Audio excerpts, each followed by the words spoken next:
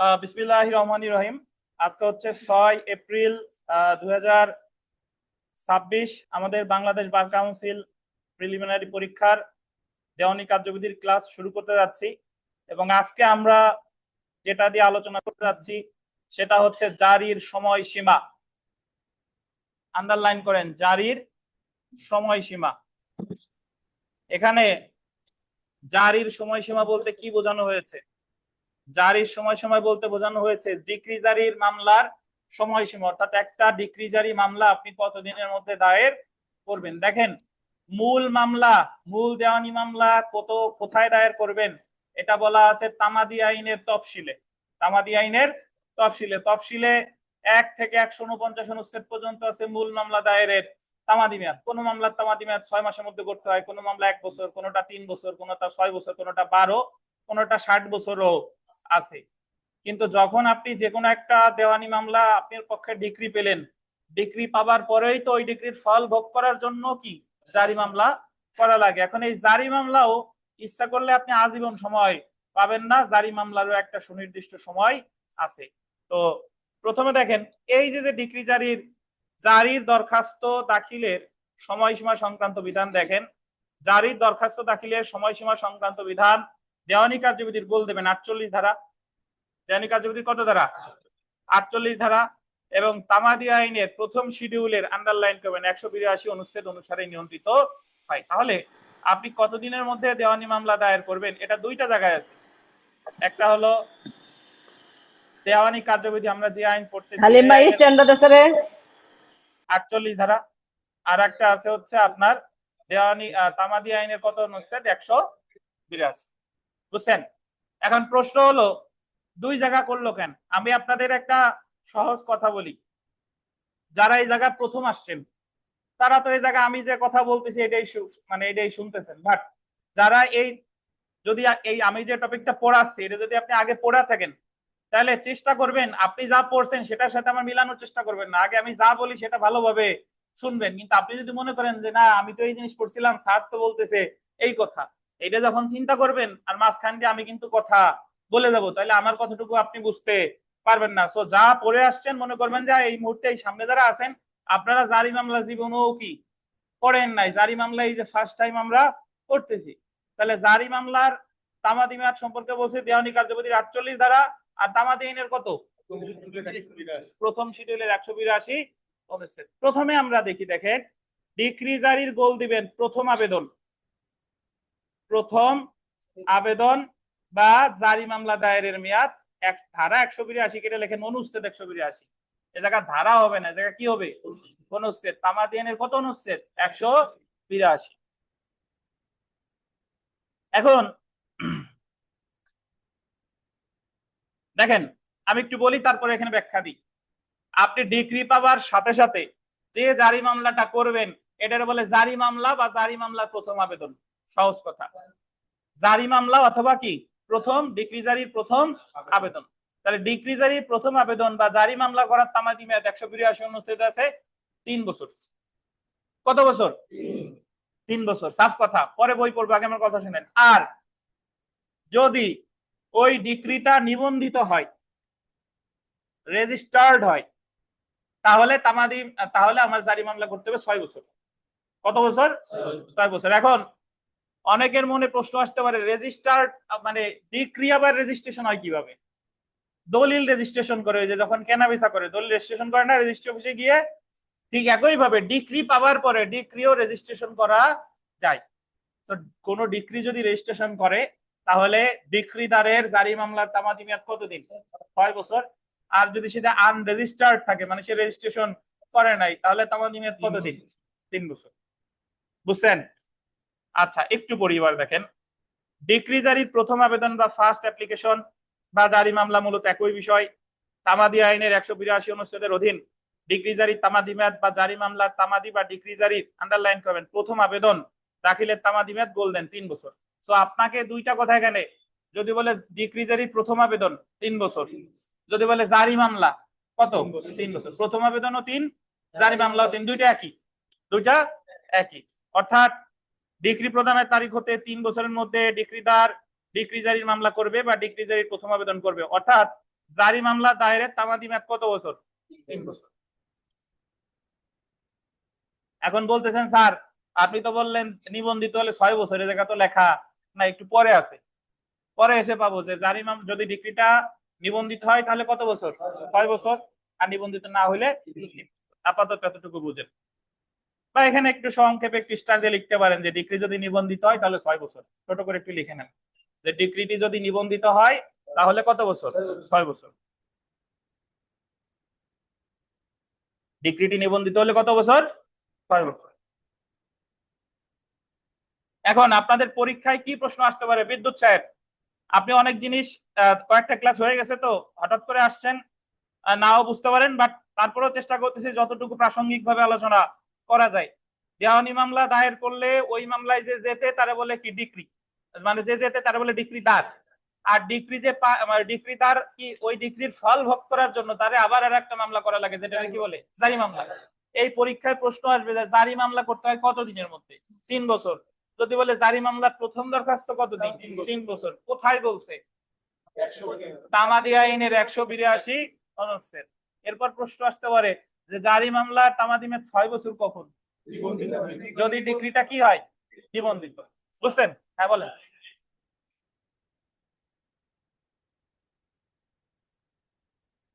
আরে মাইক্রোফোনটা দেন, এবার করেন প্রশ্ন। স্যার বলতেছিলাম যে এটা রেজিস্ট্রেশন কে করে? ডিগ্রিটা পাইছে কে? আর ডিগ্রিটা পাইছে ডিগ্রিদার। সে করবে রেজিস্ট্রেশন, যার ডিগ্রি জি। সে নিবন্ধন করবে। কার মাধ্যমে স্যার এটা হইবে এটা জানার জন্য আর কি বলছিলাম। উনি যাই করবে। কার মাধ্যমে? জমি বেচা কেনা করলে তার সাব রেজিস্ট্রি অফিসে যাই করবে। Sub registry. হ্যাঁ, আপনি যেমনি দলিল রেজিস্ট্রেশন কোথায় করেন? Sub registry office. সেখানেই। রেজিস্ট্রেশনের আর কেউ নাই। এবং আপনারা যখন রেজিস্ট্রেশন আইন, আপনারা তো এলএলবি তে পড়ে আসার কথা, ওখানে রেজিস্ট্রেশন আছে যে কোন কোন দলিল নিবন্ধন করা বাধ্যতামূলক, রেজিস্ট্রেশন আইনে 17 ধারায় আছে। আর কোন কোন দলিল নিবন্ধন করা বাধ্যতামূলক না, এরকম একটা তালিকা আছে। বুঝছেন? তাহলে ওখানে বলা আছে যে ডিক্রিও কি করা যায়? নিবন্ধন করা যায়। এখন ডিক্রি আপনি নিবন্ধনের জন্য আজীবন, দলিল জমির দলিল নিবন্ধনের জন্য কিন্তু আজীবন সময় পাওয়া যায় না, 3 মাস, কখনো কখনো 4 মাস সময় আছে। তো ডিক্রি দেওয়ারও ওই সময়ের মধ্যেই নিবন্ধন করতে হবে। ইচ্ছা করলে যদি এরকম করেন যে আমি 2 বছর পরে নিবন্ধন করে 6 বছর সময় নিব, না, আইন প্রণেতারা এত বোকা না। বুঝতে পারছেন? তো আশা করি প্রশ্নের উত্তর পাইছেন। নিবন্ধিত হলে 6 বছর আর নিবন্ধন না হলে 3 বছর। আচ্ছা, এখন দেখেন নির্মল কি বলেন? স্যার আপনি জিজ্ঞেস করছিলাম কি যে কোনো ডিগ্রি কি নিবন্ধন করা যাবে? হ্যাঁ, যে কোনো ডিগ্রি নিবন্ধন করা যাবে। দেখেন তো, অর্থাৎ ডিগ্রি প্রদানের তারিখ হতে 3 বছরের মধ্যে, লিখছেন তো? আর লাস্টের একটা লাইন আছে, অর্থাৎ জারি মামলা দায়েরের তামাদি মেয়াদ কত বছর? 3 বছর। এখন আমরা পড়বো ডিগ্রি জারির নতুন আবেদন। ডিগ্রি জারির নতুন আবেদন বা ফ্রেশ অ্যাপ্লিকেশন দায়েরের তামাদি মেয়াদ বললেন কত? ধারা কত? 48। এই ধারাটা কোন আইনে? দেওয়ানি কার্যবিধির। দেওয়ানি কার্যবিধির। এবং এটারে প্রথম আবেদন বলে নাই, এটারে কি বলছে? নতুন আবেদন বা ফ্রেশ অ্যাপ্লিকেশন। শুনেন একটু পড়ি তারপর ব্যাখ্যা দিই। দেওয়ানি কার্যবিধির 48 ধারা ডিগ্রি জারির নতুন আবেদন দাখিল করার সর্বোচ্চ মেয়াদ নির্ধারণ করে দিয়েছে। 48 ধারা অনুযায়ী ডিগ্রি জারির নতুন আবেদন দাখিল করার সর্বোচ্চ মেয়াদ বলতেন 12 বছর। নতুন আবেদন করার তামাদি মেয়াদ কত? 12 বছর। তারপরে পড়ি 48 ধারায় বিধান করা হয়েছে যে, গোল দিবেন, নিষেধাজ্ঞা ডিগ্রি ব্যতীত, এই 3টে শব্দ নিয়ে গোল দেন।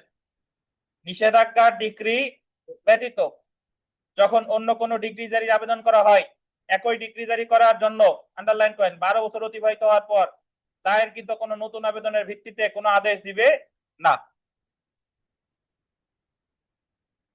বুঝে গেছেন না? 3 বছর আর নতুন আবেদনের 12 বছর, এই তো বুঝে গেছেন, বুঝেন নাই? আচ্ছা, বিষয় হলো ডিগ্রি জারির প্রথম আবেদন তো বুঝছেন যে ডিগ্রি পাওয়ার কত বছর?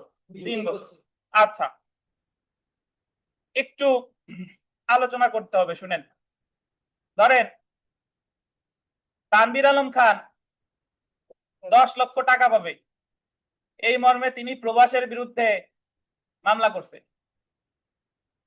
আদালত সাক্ষ্য প্রমাণাদি পাওয়ার পরে তানভীর আলম খানের পক্ষে আদালত ডিক্রি দিছে, মানে প্রমাণ ডিক্রিতে উল্লেখ করছে যে তানভীর আলম খান আসলেই প্রবাসীর কাছে টাকা পাবে। তাহলে এখানে ডিক্রিদার কে? তানভীর আলম খান। আর দায়িক কে? প্রবাস, মানে যে ডিক্রিটা পাইছে তারে বললো ডিক্রি তার। আর যার বিরুদ্ধে ডিক্রিটা গেছে সে আছে কি? তাই। এখন তানভীর আলম খান তো ডিক্রিদার, এখন এই ডিক্রি পাওয়ার সাথে সাথেই কিন্তু এই 12 লাখ বা 10 লাখ টাকা আদালত তারে আদায় করে দিবে না, বুঝছেন? তাকে আবার জারি মামলা করতে হবে। এই জারি মামলার তামাদিমেত কত বছর? 3 বছর মাত্র পড়ছি। আর তানভীর আলম খান ডিক্রিটা যদি নিবন্ধন করে তাহলে কত বছর? 6 বছর। এইটুক তো বুঝছেন। এখন কথা হলো যে 3 বছর আর 6 বছরের কাহিনী তো আমি বুঝলাম, তাহলে আবার এই জায়গায় ফ্রেশ অ্যাপ্লিকেশন, নতুন আবেদন কি? আর 12 বছরের কথা আবার বললো কেন? আচ্ছা শুনেন, তানভীর আলম খান ধরেন ডিগ্রি পাওয়ার পরের দিনই জারি মামলা করে দিছে, বা সহিমেরকৃত নকল সংগ্রহ করতে যে সময় লাগছে তারপরে কি করে দিছে? জারি মামলা করছে। এবং আমরা জানি গত ক্লাসের লেকচার অনুযায়ী যে জারি মামলা করতে হয় কোন আদালতে? যে আদালত ডিগ্রি দিছে সে আদালতে, বুঝেন কিনা? তাহলে তানভীর আলম খান তো জারি মামলা করে দিছে, এখন এই মামলায় হারছে কে? প্রবাস না ভাই? প্রবাস গিয়ে এই ডিগ্রির বিরুদ্ধে আপিল করছে। কি করছে? আপিল করছে। কারণ আপিল করলে প্রবাস বলতেছে কি আপিল আদালতে, জি ইওর অনার, আমি তো বিচারিক আদালতে দায়িক, আমি ডিক্রিতে হারছি, এখন আপনার দ্বারস্থ হইছে, আমি আপিল করছি, এখন আমার এই আপিল যতদিন চলমান থাকে ততদিন পর্যন্ত অমুক আদালতে জারি মামলা চলমান আছে, এই জারি মামলাটা স্থগিত করতে কি হয়? মর্জি হয়। কারণ আপিলে তো আমিও জয়লাভ করতে পারি, ডিক্রি তো ঘুরেও যাইতে পারে। ওই ধারে জারি মামলা চললো, আবার আপিলও চললো, আমি সবকিছু হারাইলাম আবার আপিলে জয়লাভ করলাম, তাহলে তোমার লাভ হলো না। সো ইওর অনার, আগে জারি মামলাটা কি করা হোক? স্থগিত করা হোক। কতদিন পর্যন্ত? যতদিন পর্যন্ত আমার আপিল নিষ্পত্তি না হয়। এইটুক কি বুঝছেন? আচ্ছা, এখন প্রবাসের আপিল ধরেন 5 বছর ধরে চলছে, 5 বছর পর আপিল নিষ্পত্তি হয়েছে। নিষ্পত্তি হইলে আপিলেও প্রবাস হারছে, প্রবাস বিচারিক আদালতে হারছে, প্রবাস কি আপিলেও হারছে। এখন তানভীর আলম খান তো জারি মামলা অলরেডি কি করছে না? করছে, বাট সেটা কি অবস্থায় আছে?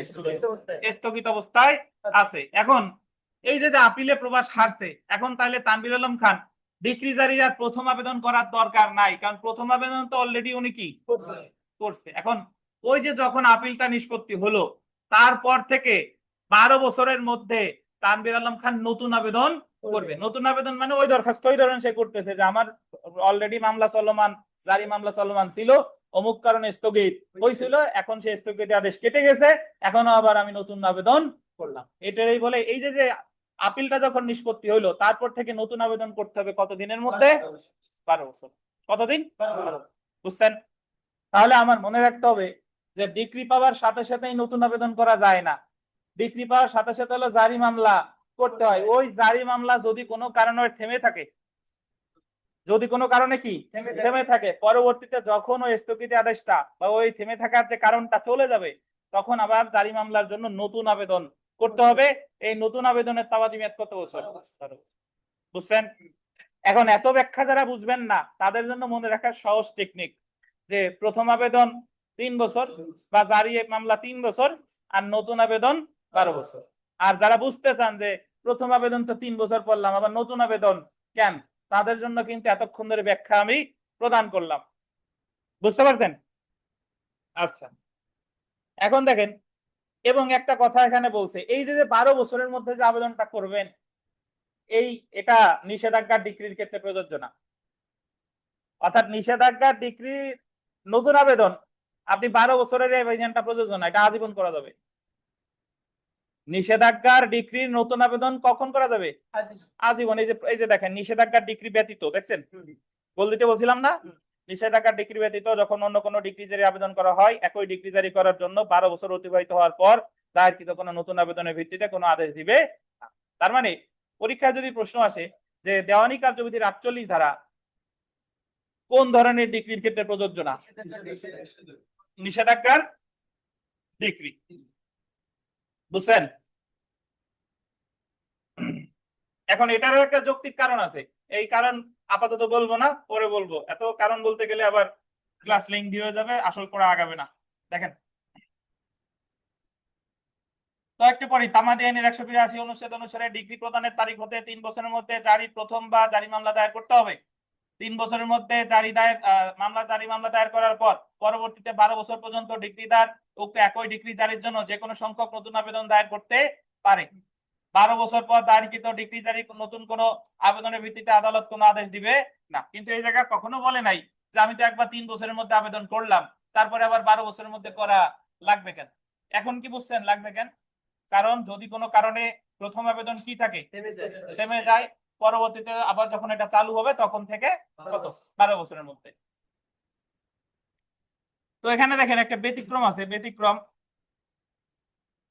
ডিগ্রি জারি দরখাস্ত দাখিলের সময়সীমা সংক্রান্ত 48 ধারায় বর্ণিত বিধানে নিম্নলিখিত ব্যতিক্রম আছে এবং এই ক্ষেত্রে ডিগ্রি জারির জন্য 48 ধারায় উল্লেখিত সর্বোচ্চ মেয়াদের বিধান প্রযোজ্য হবে না এবং 12 বছর পরেও ডিগ্রি জারির নতুন দরখাস্ত দাখিল করা যাবে। যথা যে ক্ষেত্রে দেনাদার প্রবঞ্চনা, আন্ডারলাইন করবেন, প্রবঞ্চনা কিংবা শক্তি প্রয়োগের দ্বারা ডিগ্রি জারিতে বাধা দেয়।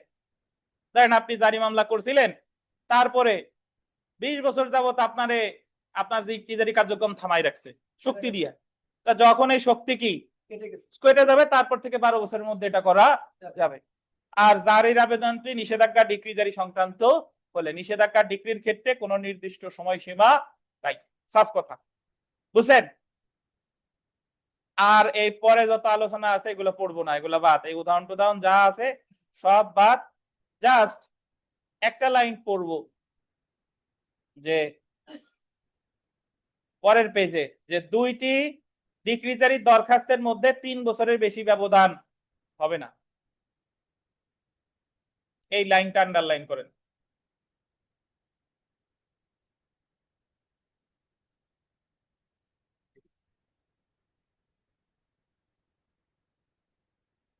এটার ব্যাখ্যাও করতে যাব না, ব্যাখ্যা করতে গেলে অনেক সময় লাগবে, অনেক প্রশ্ন করবেন। জাস্ট মনে রাখবেন এক ডিগ্রি জারি থেকে আরেক ডিগ্রি জারি, এক মামলায় যদি দুইটা ডিগ্রি জারি দরখাস্ত করে তাহলে এক ডিগ্রি জারি থেকে আরেক ডিগ্রি জারি দরখাস্তের তামাদি মেয়াদ কত বছরের বেশি হবে না?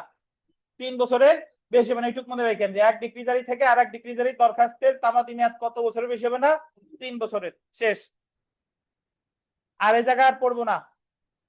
এরপরে নিচে আসেন, ওই যে উদাহরণ কিছু দেখতে যাবেন না, দেখলেই ঘোলাই যাবেন, বুঝছেন?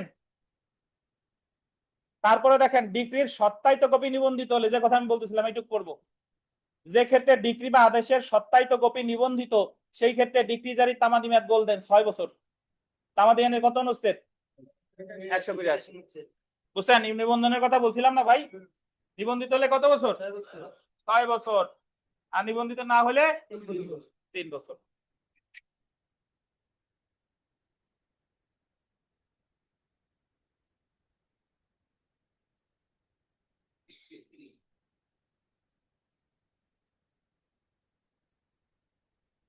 তারপরে দেখেন এটা ভিভিআই পরেরটা। তাহলে আমরা এই জায়গা থেকে কি বুঝলাম শুনেন, যে যা মনে রাখতে হবে, জারি মামলার প্রথম আবেদন কত? 3 বছর, নিবন্ধিত হলে কত? 6 বছর। তামাদিনের কত কোথায় বলছে? 182। নতুন আবেদনের কথা কোথায় বলছে? দেওয়ানি কার্যবিধি 48 ধারা কত বছর? 12 বছর। কোন কোন ডিগ্রির ক্ষেত্রে প্রযোজ্য না? নিষেধাজ্ঞা। বুঝছেন? আর এক ডিগ্রি জারি থেকে আরেক ডিগ্রি জারি দরখাস্তের ব্যবধান কত হবে না? 3 বছর। এই 3 বছরের বিষয়টা পরে বোঝাবো, আপাতত মনে রাখেন এক দরখাস্ত থেকে আরেক দরখাস্তের ব্যবধান কয় বছর বেশি হবে না? 3 বছর বেশি হবে না। ধন্যবাদ। ডিগ্রি জারির আবেদনের ক্ষেত্রে নোটিশ 21 আদেশের 22 বিধি ভিভিআই। মূল মামলা, মূল দেওয়ানি মামলায় দেওয়া লাগে সমন, বুঝছেন? আর জারি মামলায় দেওয়া লাগে কি? নোটিশ। এই যে দেখেন নিম্নলিখিত ক্ষেত্রে ডিগ্রি জারির মামলা করলে বা ডিগ্রি জারির আবেদন করলে নোটিশ দিতে হবে যে কেন তার বিরুদ্ধে ডিগ্রি জারি করা হবে না তা কারণ দর্শানোর জন্য। ডিগ্রি প্রদানের গোল দিবেন 2 বছর পর। ডিগ্রি জারি মামলা করলে এটা ভিভিআই 2 বছর গোল দেন। পরীক্ষায় প্রশ্ন আসবে যে ডিগ্রির কয় বছর পর জারি মামলা করলে নোটিশ দিতে হবে? 2 বছর। আর ডিগ্রি প্রদানের 2 বছরের মধ্যে যদি আমি মামলা করি তাহলে দায়ীকে কি দেওয়া লাগবে না? নোটিশ দেওয়া লাগবে না। বা কোন পক্ষের আন্ডারলাইন করবেন বৈধ প্রতিনিধির বিরুদ্ধে ডিগ্রি জারির আবেদন করলে। বৈধ প্রতিনিধি বুঝেন? ধরেন বাদী হলো ক, আর বিবাদী হলো খ। এখন বিবাদী মামলায় হেরে গেছে, হেরে যাওয়ার পরে সে মারা গেছে। এখন তাহলে বাদী মামলা করবে বিবাদীর যে বৈধ প্রতিনিধি আছে জারি মামলা তার বিরুদ্ধে, তাহলে তারকে অবশ্যই কি দিতে হবে? নোটিশ দিতে হবে। বা কোন বিদেশি রাষ্ট্রের বিরুদ্ধে ডিক্রি জারির আবেদন করলে, কোন বিদেশি রাষ্ট্রের বিরুদ্ধে যদি জারি মামলা করে সেই ক্ষেত্রেও কি দিতে হবে ভাই? নোটিশ দিতে হবে। তাহলে এটা আমার বিবিআই। এই জায়গায় আপনি 21-27 বিধি মনে না রাখেন কোনো সমস্যা নাই, বাট যেটা আমার মনে রাখতে হবে যে কোন ক্ষেত্রে নোটিশ দেওয়া লাগবে, কোন ক্ষেত্রে জারি মামলায় নোটিশ দেওয়া লাগবে। যদি ডিক্রির কয় বছর পর? 2 বছর পর। আর কার বিরুদ্ধে? বৈধ প্রতিনিধির বিরুদ্ধে। আর কোথায়? বিদেশি রাষ্ট্রের বিরুদ্ধে। সংক্ষেপে জেনে রাখুন। এখানে আমরা চলে আসি।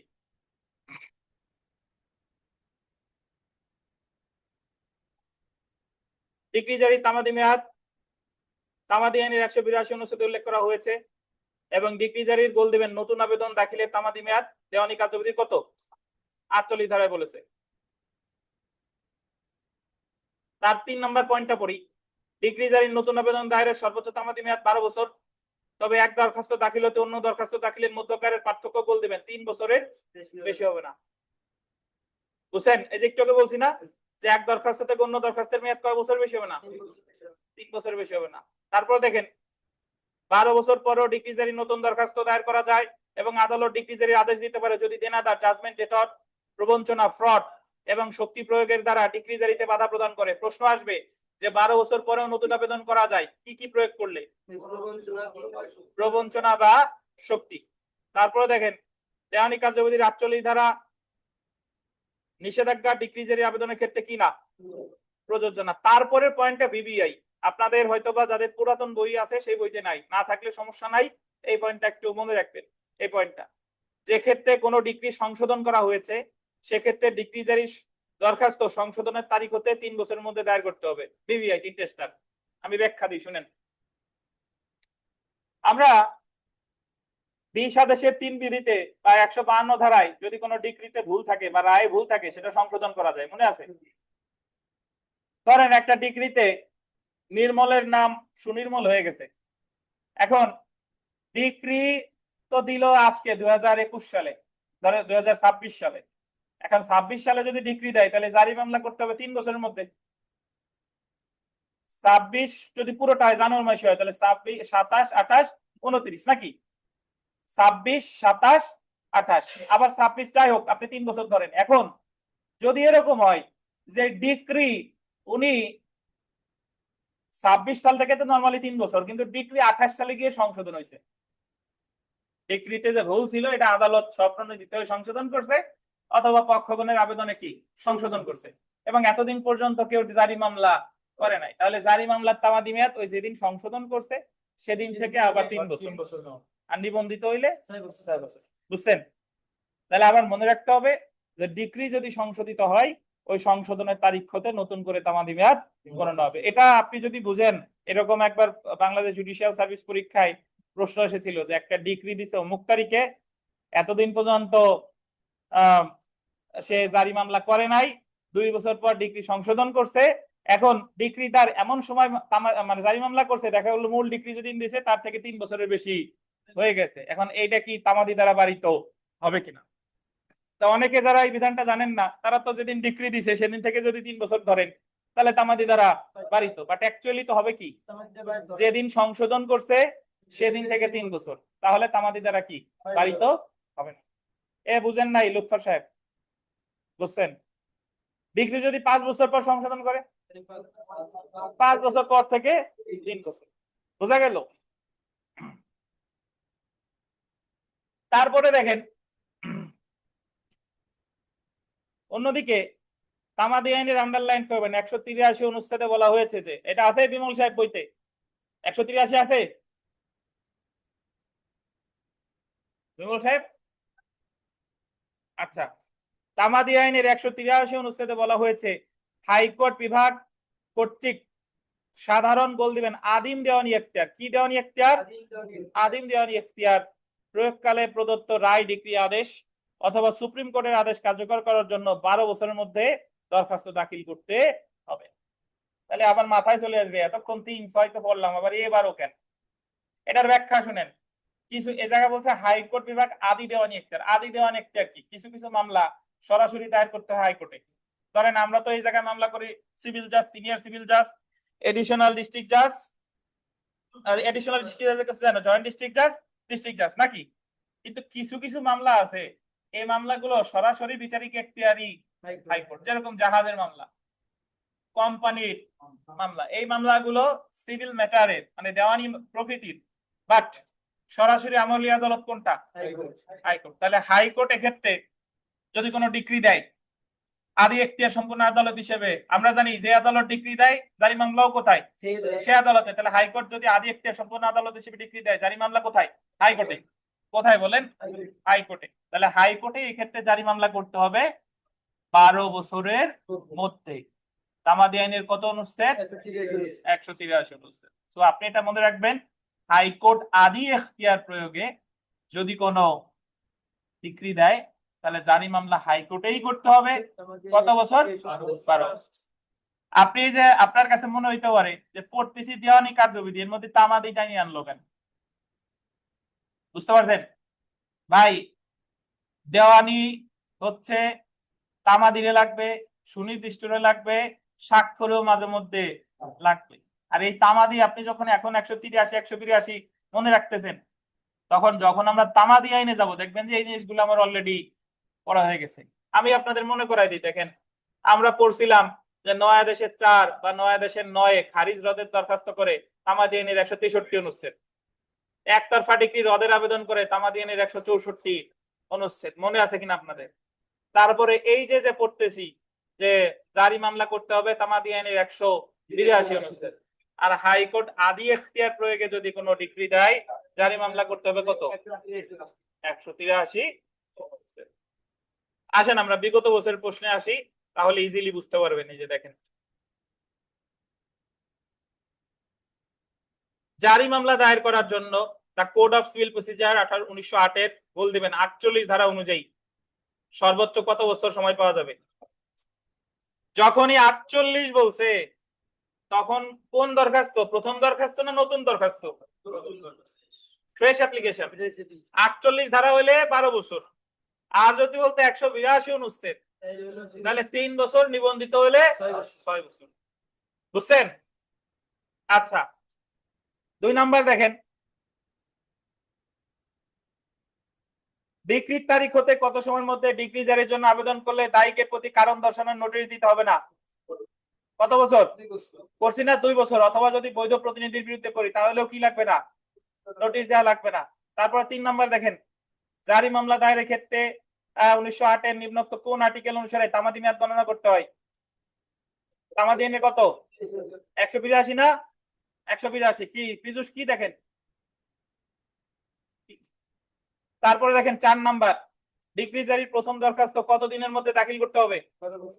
প্রথম দরখাস্ত বলছে, প্রথম দরখাস্ত শব্দটা বললেন। প্রথম দরখাস্ত কত? যদি বুঝেন তাহলে সব পারবেন, না না বুঝে মুখস্থ করলে কিছু মাথায় থাকবে না কিন্তু।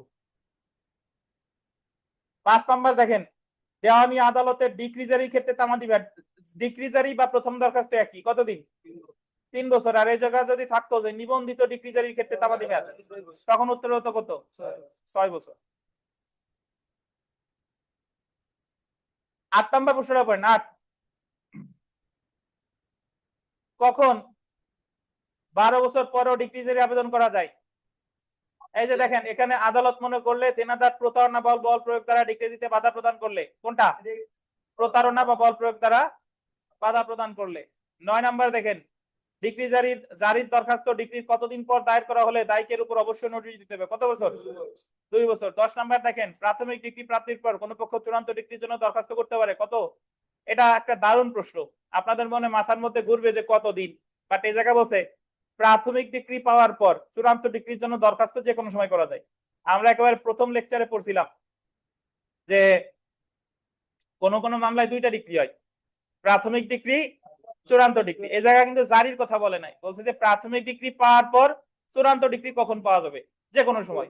ওই যে মধ্যবর্তী মুনাফার মামলায় 2টা ডিক্রি হয়, বন্ধকের মামলায় 2টা ডিক্রি হয়, বাটোয়ারার মামলায় 2টা ডিক্রি হয়। তাহলে প্রথম ডিক্রি যখন দিছে তারপরে যে কোনো সময় দ্বিতীয় ডিক্রি বা এই যে আপনার চূড়ান্ত ডিক্রির জন্য আবেদন করা যায়।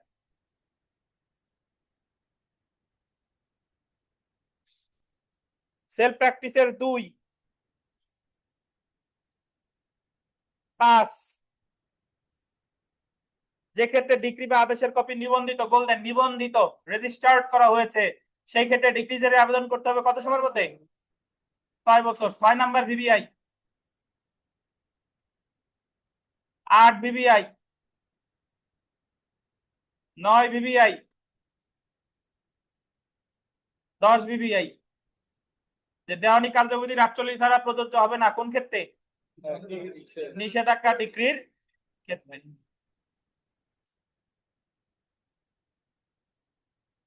যারা ভাবতেছেন যে নিষেধাজ্ঞা ডিক্রি কি, আমি তো জানি না, নিষেধাজ্ঞার ডিক্রি আমরা এখনো পড়ি নাই, নিষেধাজ্ঞা আমরা সামনে গিয়ে পড়বো, না জানলে সমস্যা নাই। আপাতত মনে রাখেন কিসের ডিক্রি? নিষেধাজ্ঞার ডিক্রির ক্ষেত্রে জারি মামলার কোনো নির্দিষ্ট সময়সীমা নাই, নিষেধাজ্ঞার জারি মামলা যে কোনো সময় করা যাবে। আচ্ছা, এতক্ষণ ধরে যা পড়লাম অনলাইন অফলাইনে মোটামুটি আজকে আমাদের অনলাইনে 40 জনের মতো আছে বোধহয়, নাকি? সরি, অফলাইনে 40 জনের মতো আছে, অনলাইনে 16 জন আছে। আচ্ছা বলেন, কোনো প্রশ্ন থাকলে বলেন। কারো কোনো প্রশ্ন আছে?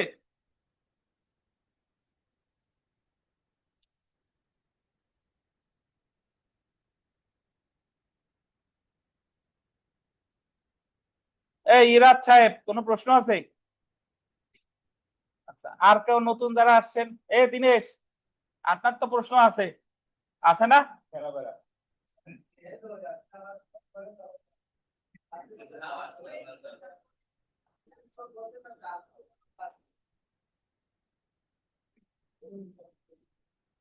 আচ্ছা, আমরা চলে আসি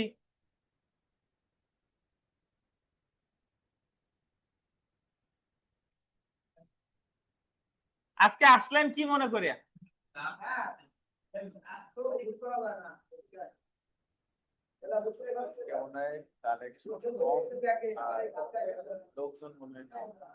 আজকে কালেকশন আর লোকজন কম মনে হয়, কোর্টে আর কোনো কাজ পাচ্ছেন না।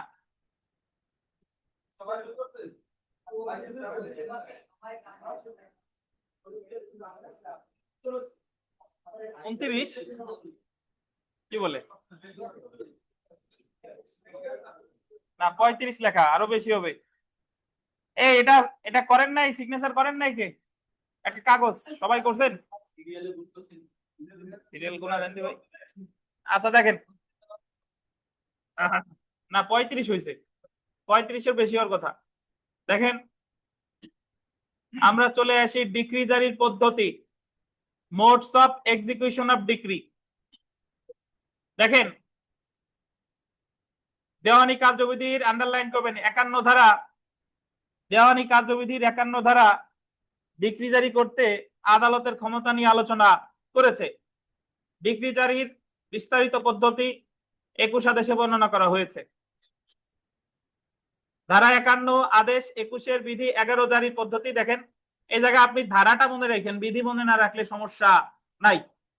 তো ডিক্রিদারের আবেদন ক্রমে আদালত বলতেন 5 ভাবে ডিক্রি জারি করতে পারে, 5 ভাবে। এটা বিবিআই পরীক্ষার প্রশ্ন আসবে যে কয় ভাবে জারি ডিক্রি জারি করতে পারে? 5 ভাবে। দেখেন, আমি একটা কথা বলি, প্রতিটা মামলায় ডিক্রিদারের চাওয়া কিন্তু এক না। যদি আমি দখল পুনরুদ্ধারে মামলা করি এবং জয়লাভ করি ডিক্রিদার, তাহলে ডিক্রিদার চাইতেছে কি? ওই জমির দখল। টাকা পয়সা তো চাচ্ছে না, তখন চাচ্ছে কি? দখল। তখন আদালত জারি মামলায় তার দখল বুঝাই দিবে, নাকি?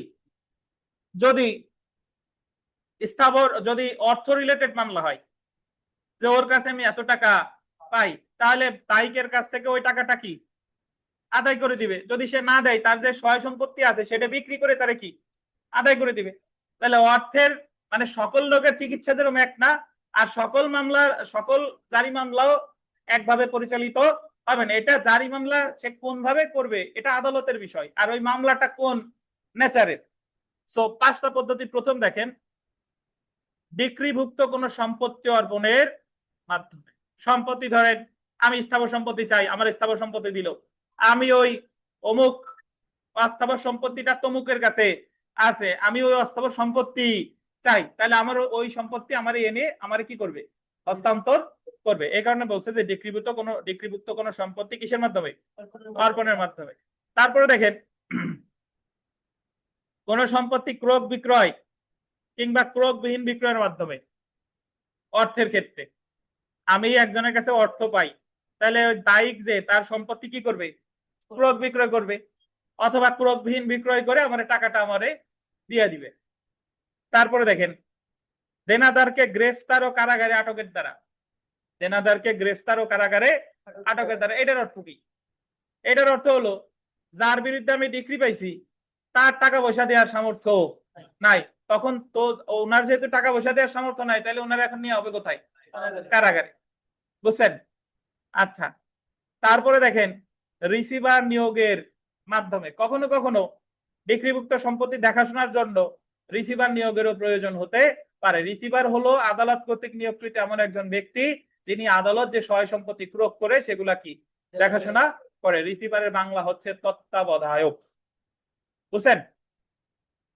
এছাড়া অন্য কোনো পন্থায় ডিক্রি জারির আদেশ প্রদান করতে পারে। এখন যদি বলেন স্যার অন্য কোনো পন্থা আবার কি? অন্য কোনো পন্থা হলো ধরেন ওই যে যে একজন চুক্তি করবে না, জমি বিক্রি করবে না, আমার কাছে চুক্তি করছে এখন জমি বিক্রি করবে না, এখন মামলা করছে সুনির্দিষ্ট প্রতিকার স্পেসিফিক পারফরমেন্স অফ কন্ট্রাক্টের, জয়লাভ করছে, তখন আদালত বলছে যে তোর চুক্তি করা লাগবে। এটা হলো অন্য কোনো পন্থা। বুঝছেন? দাম্পত্য সম্পর্ক পুনরুদ্ধারে মামলা করছে দীনেশ, ওনার বিরুদ্ধে সংসার করবে না। এখন দীনেশ দাম্পত্য সম্পর্ক পুনরুদ্ধারে মামলা যদি করে, তাহলে দীনেশের দ্বিতীয় পক্ষের ওয়াইফে আদালত বাধ্য করতে পারবে যে দীনেশের সাথে সংসারই করা লাগবে। আছে নাকি কেউ দ্বিতীয় পক্ষের? আচ্ছা, বুঝছেন? তাহলে ডিক্রিভুক্ত সম্পত্তি অর্পণের মাধ্যমে, ক্রয় বিক্রয়ের মাধ্যমে, গ্রেফতার ও কারাগারে আটকের দ্বারা, রিসিভার নিয়োগের মাধ্যমে, আর একটা কি অন্য কোনো পন্থায় ডিক্রি জারির আদেশ প্রদান করে। তাহলে ডিক্রি জারির পদ্ধতি কয়টা? 5। আমরা জেনে রাখা ভালো। দেখি দেখেন মৃত ব্যক্তির আইনগত প্রতিনিধির ক্ষেত্রে মৃত ব্যক্তি সম্পত্তি ক্রয় এবং বিক্রয় করে ডিক্রি বাস্তবায়ন করা যেতে পারে। মৃত ব্যক্তির যে আইনগত প্রতিনিধির ক্ষেত্রে, তাহলে ওই যে টাকা পয়সা বাপের কাছে, বাপ নাই, বাপের কি আছে? ছেলে আছে, তখন বাপের ছেলে মানে ছেলের ওই যে তার বাবা বেঁচে থাকা অবস্থায় যে সম্পত্তিগুলো রেখে গেছে সেগুলো ক্রয় বিক্রয় করে বাস্তবায়ন করা যেতে পারে। তারপরে দেখেন কত ধারায় বলছে কথা? 52। তারপর দেখেন সম্পত্তি বাটোয়ারা বা অথবা বিভাজন সম্পর্কিত কোনো ডিগ্রি বাস্তবায়ন করার দায়িত্ব গোল দেবেন কালেক্টর বা কালেক্টরের অধীনস্থ গেজেটেড কর্মচারীর। বাটোয়ারা হলো যে উত্তরাধিকার সূত্রে প্রাপ্ত সম্পত্তি ভাগ বাটোয়ারা করা। তাহলে বাটোয়ারার মামলার ডিক্রি জারি করবে কে? কালেক্টর বা কালেক্টরের অধীনস্থ গেজেটেড কর্মচারী। কত ধারা বলছে? এখন কালেক্টর কে? ডিসি সাহেব। ডিস্ট্রিক্ট কালেক্টর কে? ডিসি। এখন ডিসি যিনি তিনি তিনটা পদ ধারণ করেন। যখন তিনি ফৌজদারি কার্যবিধি অনুসারে দায়িত্ব পালন করেন তখন ওনার নাম ডিস্ট্রিক্ট ম্যাজিস্ট্রেট। বুঝছেন? জেলা ম্যাজিস্ট্রেট। যখন তিনি এই রাজস্ব বা দেওয়ানি কার্যবিধি অনুসারে দায়িত্ব পালন করেন জমি জমা রিলেটেড, তখন ওনাকে বলে ডিসি বা ডিস্ট্রিক্ট কালেক্টর। আর যখন তিনি জেলা প্রশাসনের দায়িত্ব পালন করেন তখন ওনাকে বলে জেলা প্রশাসক, ইংরেজিতে বলে ডেপুটি কমিশনার। যদিও ডেপুটি কমিশনারের আক্ষরিক বাংলা অর্থ জেলা প্রশাসক না, বাট যুগ যুগ ধরে এটা চলে আসতেছে। আসেন, যাই হোক, 54 ধারায় সম্পত্তি বাটোয়ারা অথবা অংশ বিভাজন নিয়ে আলোচনা করা হয়েছে। তো যদি পরীক্ষায় প্রশ্ন আসে যে সম্পত্তি বাটোয়ারা সম্পর্কে কত ধারায় আছে? 54 ধারা। 54 ধারায় লেখেন, 54 ধারার নিচে লেখেন 20 আদেশের 18 বিধি। 20 আদেশের 18 বিধি। 54 ধারার নিচে লেখেন 20 আদেশের 18 বিধি। লেখা আছে আপনার? পরীক্ষার প্রশ্ন আসতে পারে যে বাটোয়ারা মামলা আছে কত আদেশের কত বিধি? 20 আদেশের 18 বিধি। ধারা কত? 54।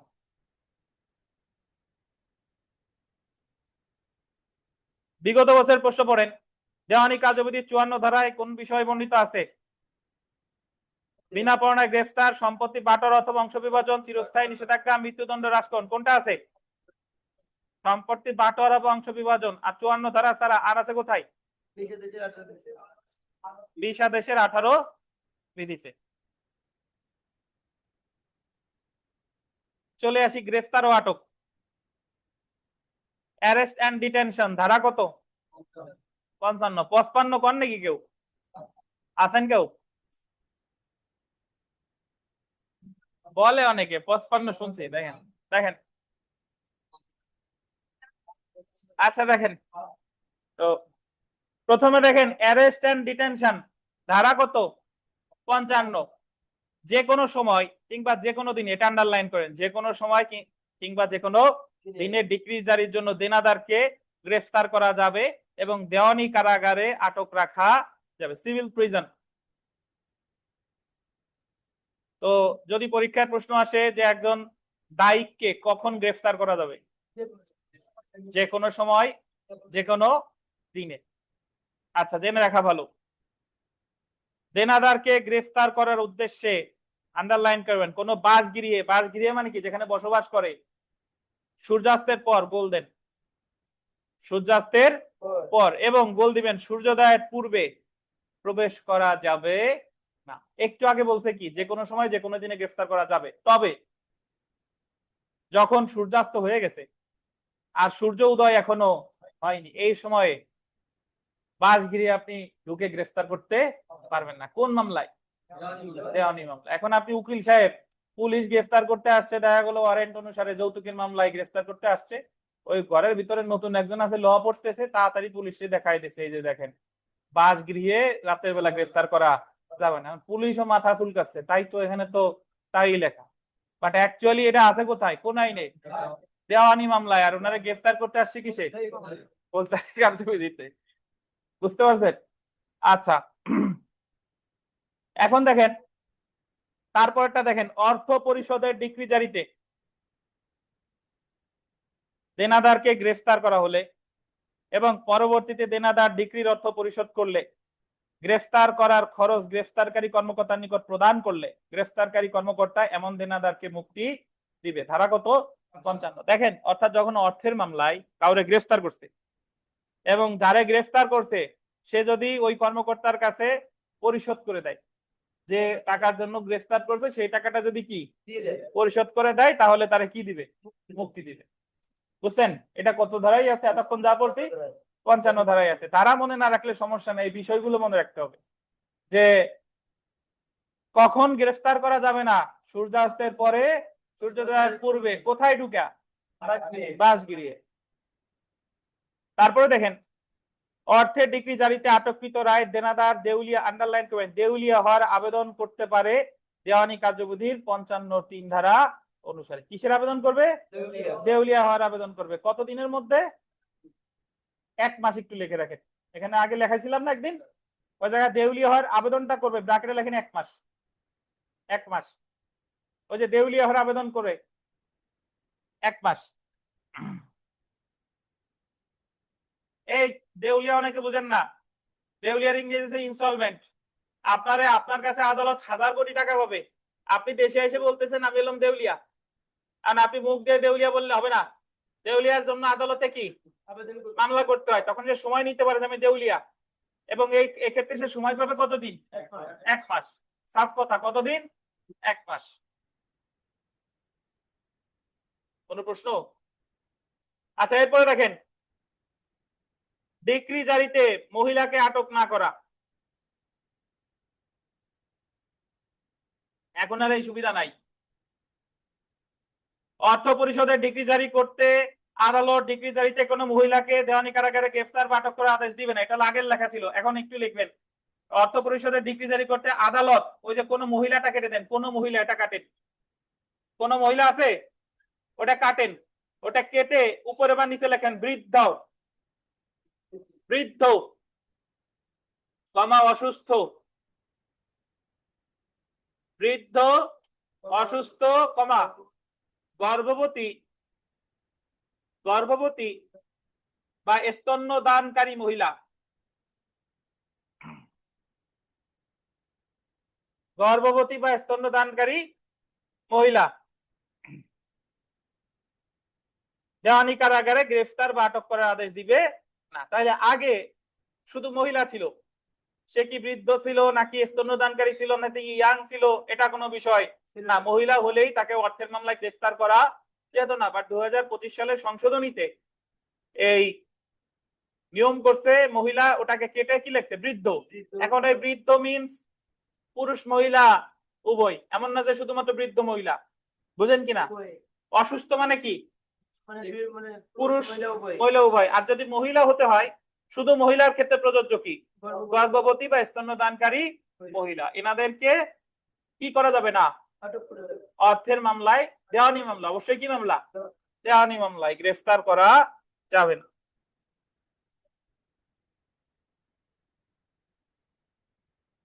এটা যদি আমার ব্যাখ্যা করা লাগে তাহলে আর কি বলবো। দেখেন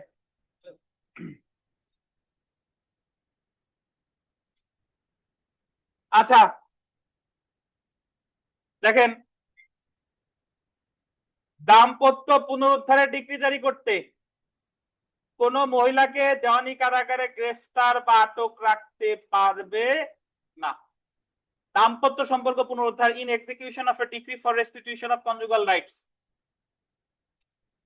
এটা হলো দাম্পত্য সম্পর্ক পুনরুদ্ধার কি পারিবারিক আদালতে মামলা করে। দাম্পত্য সম্পর্ক পুনরুদ্ধার হলো হাজবেন্ড ওয়াইফ যে কোনো একজন সংসার করতে চাচ্ছে না, হয় হাজবেন্ড চাচ্ছে না স্ত্রী চাচ্ছে, স্ত্রী চাচ্ছে না হাজবেন্ড সংসার করতে চাচ্ছে, তাহলে তাকে যে মামলাটা করতে হবে সেটা কি দাম্পত্য সম্পর্ক পুনরুদ্ধার। এখন দাম্পত্য সম্পর্ক পুনরুদ্ধারে মামলা করছে, আদালত মহিলারে বলছে তুমি সংসার করবা, স্বামী ডিক্রি নিয়ে ঘুরে বেড়াচ্ছে, উনি সংসার করে না, এখন জারি মামলা করছে, জারি মামলা করলে মহিলারে গ্রেফতার করবে না, বলবে না যে তুমি যদি সংসার না করো তুমি জেলের মধ্যে যাবা, ওনার গ্রেফতার করবে না। তাহলে বলতে পারেন যে স্যার তাহলে ডিগ্রি পায় লাভ কি, ডিগ্রি পায় লাভ একটু পরে বুঝাবানি, ওই মহিলার যদি কোনো সহায় সম্পত্তি থাকে সেটা ক্রোক করবে, বলবে যে তুমি যদি সংসার না করো তাহলে তোমার এই সহায় সম্পত্তি ক্রোক বিক্রয় করা হবে আর কি, এটা।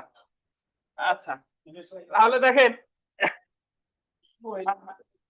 তাহলে দাম্পত্য সম্পর্ক পুনরুদ্ধারের মামলার ক্ষেত্রে মহিলা দায়ীকে কি করা যাবে না, আটক করা যাবে না। বলেন তো নির্মল সাহেব, দাম্পত্য সম্পর্ক পুনরুদ্ধারের মামলা কি মহিলা করে না পুরুষ করে?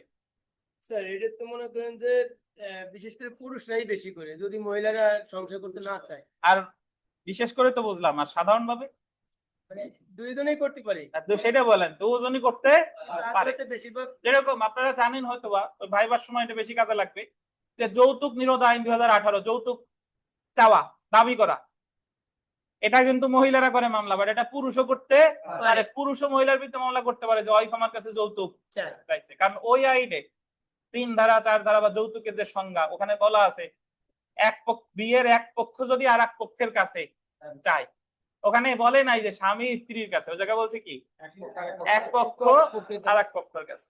উভয়ই করবে।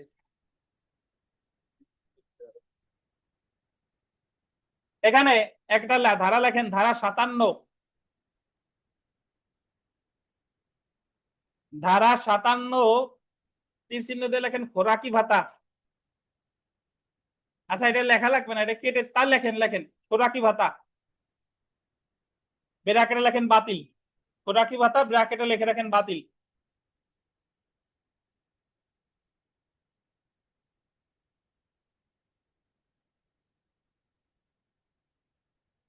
এটা শুনেন, আগে নিয়ম ছিল দেওয়ানি কারাগারে, এক জায়গায় দেখবেন এরা কিন্তু শুধু কারাগারের কথা লিখছে, সব জায়গায় সিভিল প্রিজন মানে দেওয়ানি কারাগার।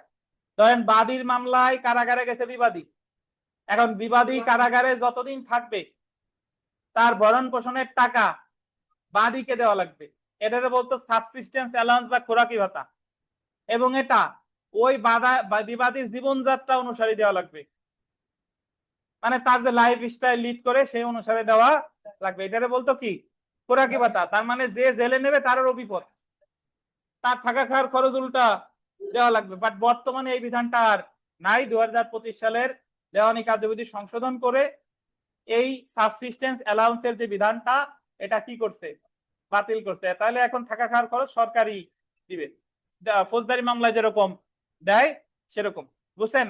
তাহলে এখন হ্যাঁ বাতিল, এখন আর খোরাকি ভাতার বিধান কি প্রযোজ্য নাই।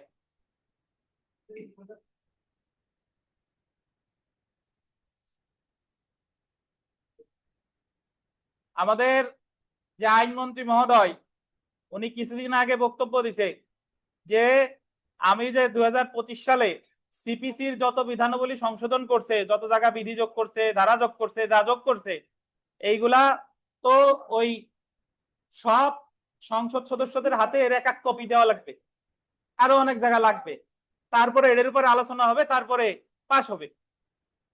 এখন এই কপি, সিপিসির কপি যদি খালি বিভিন্ন জনের দেওয়া লাগে, তাহলে 7 লাখ টাকার ফটোকপি করা লাগে। তো এই জন্য উনি বলছে যে আমরা ফটোকপি করতে যাব না, আপনার ওই যে পিডি লস আছে ওই জায়গায় যে সংশোধনী গুলো ডিজিটালি, এই যে আমরা যেমন ল্যাপটপে দেখতেছি, মোবাইলে দেখতেছি, এইভাবে দেখে নিবেন। ওই যে 7 লাখ খরচ উনি বাঁচাইছে, যে 7 লাখ বাঁচাই দিছে, নাহলে আমার সিপিসির সংশোধনীর ফটোকপি করতে খরচ হবে 7 লাখ।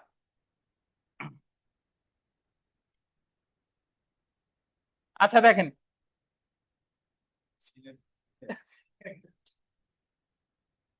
আমরা বিরতির আগে সর্বশেষ আর একটু দেখে যাই যে যে সকল ব্যক্তিদের দেওয়ানি কারাগারে গ্রেফতার বা আটক করা যায় না। কিছু কিছু ব্যক্তি আছে যে এই ব্যক্তিগুলোরে কখনোই আপনি দেওয়ানি মামলায় তারা গ্রেফতার করতে পারবেন না, তাদের দায় মুক্তি দিছে। কে কে? বিচারিক কর্মকর্তা। দেখেন, যখন আদালতে যাচ্ছে, ফিরছে বা দায়িত্ব পালন করছে, বিচারিক কর্মকর্তা মানে কি? বিচারক।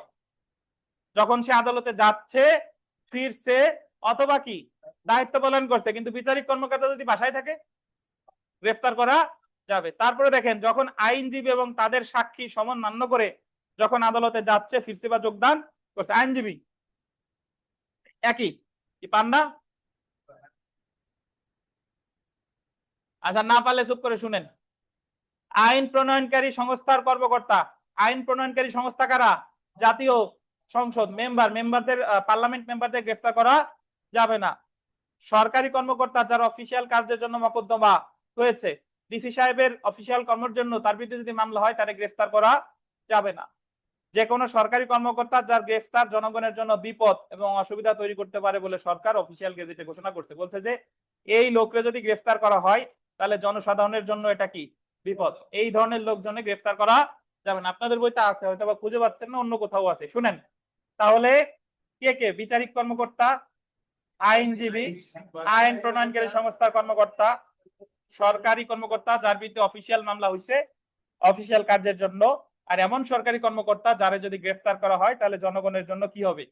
বিপদ বা অসুবিধা তৈরি করতে পারে। সো এখান থেকে যে ধরনের প্রশ্ন হতে পারে যে নিম্নের কাকে দেওয়ানি মামলায় গ্রেফতার করা যাবে, কাকে যাবে না, মুখস্থ করবেন না, জাস্ট বারবার কি করব? রিডিং করব। বুঝতে পারছেন? সো আমাদের নামাজের বিরতি, যার যদি কোনো প্রশ্ন থাকে পরবর্তীতে জিজ্ঞাসা করেন। 10 মিনিট নামাজের বিরতি, নামাজ শেষে আবার আমরা ইনশাআল্লাহ শুরু করব। যার যার প্রশ্ন আছে মনে রাখেন। দেখেন, তো তাহলে বিগত বছরের প্রশ্ন দেখেন, টাকার বিক্রিজারি মামলায় কোন ধরনের দায়ীকে দেওয়ানি কারাগারে আটক রাখা যাবে না? এটা এখন আর এই উত্তর প্রযোজ্য না। যে কোনো বয়সের স্ত্রী লোক এখন আর এটা হবে না। এখন বৃদ্ধ, অসুস্থ বা স্তন্যদানকারী মহিলা, এই 3 জন সুবিধা পাবেন। যে কোনো বয়সের স্ত্রী লোক কিন্তু পাবেন না। হ্যাঁ। 2 নাম্বার দেখেন, দেওয়ানি আদালতের অর্থ ডিক্রিজারি মামলায় নিম্নের কোন ব্যক্তিকে দেওয়ানি জেলে আটক রাখার আদেশ দেওয়া যাবে না? অর্থের ডিক্রিজারি মামলায় দেখেন একজন মহিলা। সো এটা এখন চেঞ্জ হবে উত্তর। চলে আসি আমরা আটক এবং মুক্তি, arrest and detention, sorry detention and release. Arrest শব্দটা ব্যবহার করে নাই, বলছে কি ডিটেনশন এন্ড রিলিজ। আরেকটা কথা বলে রাখি, দেওয়ানি মামলায় যারা কারাগারে নেয় তারা জামিন করাইতে হয়, কিন্তু এই জায়গায় বেইল শব্দটা নাই, জামিনই করায়, বাট এই জায়গায় বলে রিলিজ। কি বলেন? রিলিজ। ফৌজদারিতে বেইল শব্দটার ব্যবহার আছে, বেইল, কিন্তু বেইলের বাংলা প্রতিশব্দ হচ্ছে জামিন, কিন্তু দেওয়ানিতে বেইল শব্দটা নাই, কি আছে? রিলিজ। তো দেওয়ানি কার্যবিধির 58 ধারায় ডিক্রি জারিতে দেওয়ানি কারাগারে দেওয়ানি কারাগারে আটকের মেয়াদ নির্ধারণ করে দেওয়া হয়েছে এবং কোন কোন শর্তে মেয়াদের আগে দেনাদারকে কারাগার হতে মুক্তি দেওয়া যেতে পারে সেটা উল্লেখ করা হয়েছে। বুঝছেন? তো তাহলে যদি যে কারণে কারাগারে যাবে, যদি সেটা সে দিয়ে দেয়, তাহলে তারা কারাগার থেকে কি দিয়ে দিবে? মুক্তি দিয়ে দেবে। ধরেন অর্থের জন্য তারা কারাগারে নিছে, তো সে যদি অর্থ দিয়ে দেয়, তাহলে কারাগার থেকে কি পাবে? মুক্তি পাবে, রিলিজ পাবে। এটা আর ডিক্রিজ, আর এখানে একটা বিধান আগে লেখাই দিয়েছিলাম, এটা এখন আর নাই। আগে বিধান ছিল যে খোরাকি ভাতা দিতে ব্যর্থ হলে মুক্তি পাবে দায়ী। মানে ধরেন কারাগারের নিচে ডিক্রিদার, মানে ডিক্রিদারের কারণে দায়ী কারাগারে গেছে, কিন্তু আগে বিধান ছিল খোরাকি ভাতা দেওয়া লাগতো কার? ডিক্রিদারের। ডিক্রিদার যদি খোরাকি ভাতা না দিত তাহলে আবার ওরে কারাগার থেকে মুক্তি দিত। এখন আর এই খোরাকি ভাতার বিধান নাই, সো খোরাকি ভাতা তো আর এখন আর দেওয়া লাগবে না। খোরাকি ভাতা বুঝছেন তো, ওই যে দেওয়ানি কারাগারে গেলে যার কারণে গেছে তার কি দেওয়া লাগবে? টাকা দেওয়া লাগবে। এখন আর এই বিধান নাই। আচ্ছা, এখন দেখেন কথা হলো যে দেওয়ানি কারাগারে যদি নেয় তাহলে একজন ব্যক্তিরে কতদিন রাখবে?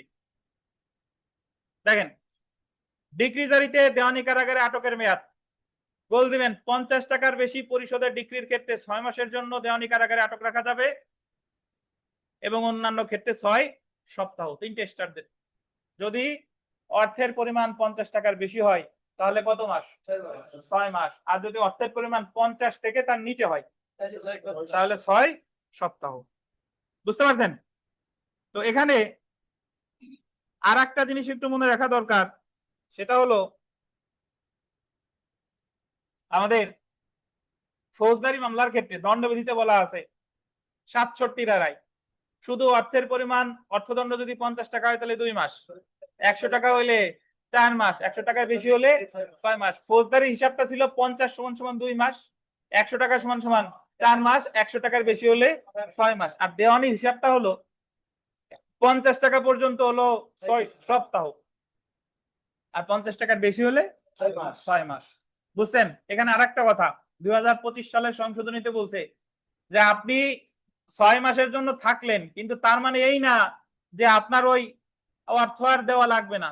আগে হয়তো আপনাদের বিধান ছিল যে আমি 6 মাস কারাগার খাটছি তাহলে আমার টাকা পয়সা দেওয়া লাগবে না। এখন কিন্তু আপনি জেল খাটলে ওই দায় থেকে মুক্তি পাবেন না।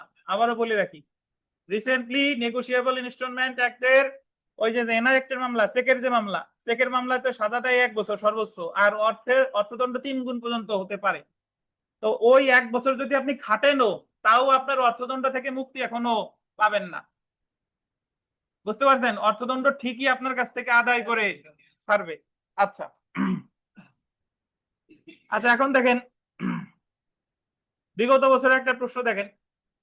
The code of civil procedure 1908 এর সেকশন 58 এর বিধান অনুযায়ী দেওয়ানি জারি মামলায় একজন দায়ীকে সর্বোচ্চ কতদিন দেওয়ানি কারাগারে রাখা যাবে?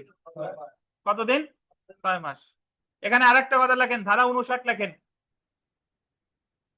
59 ধারা দিয়ে লেখেন অসুস্থতার কারণে মুক্তি। অসুস্থতার কারণে মুক্তি, ধারা 59, অসুস্থতার কারণে মুক্তি।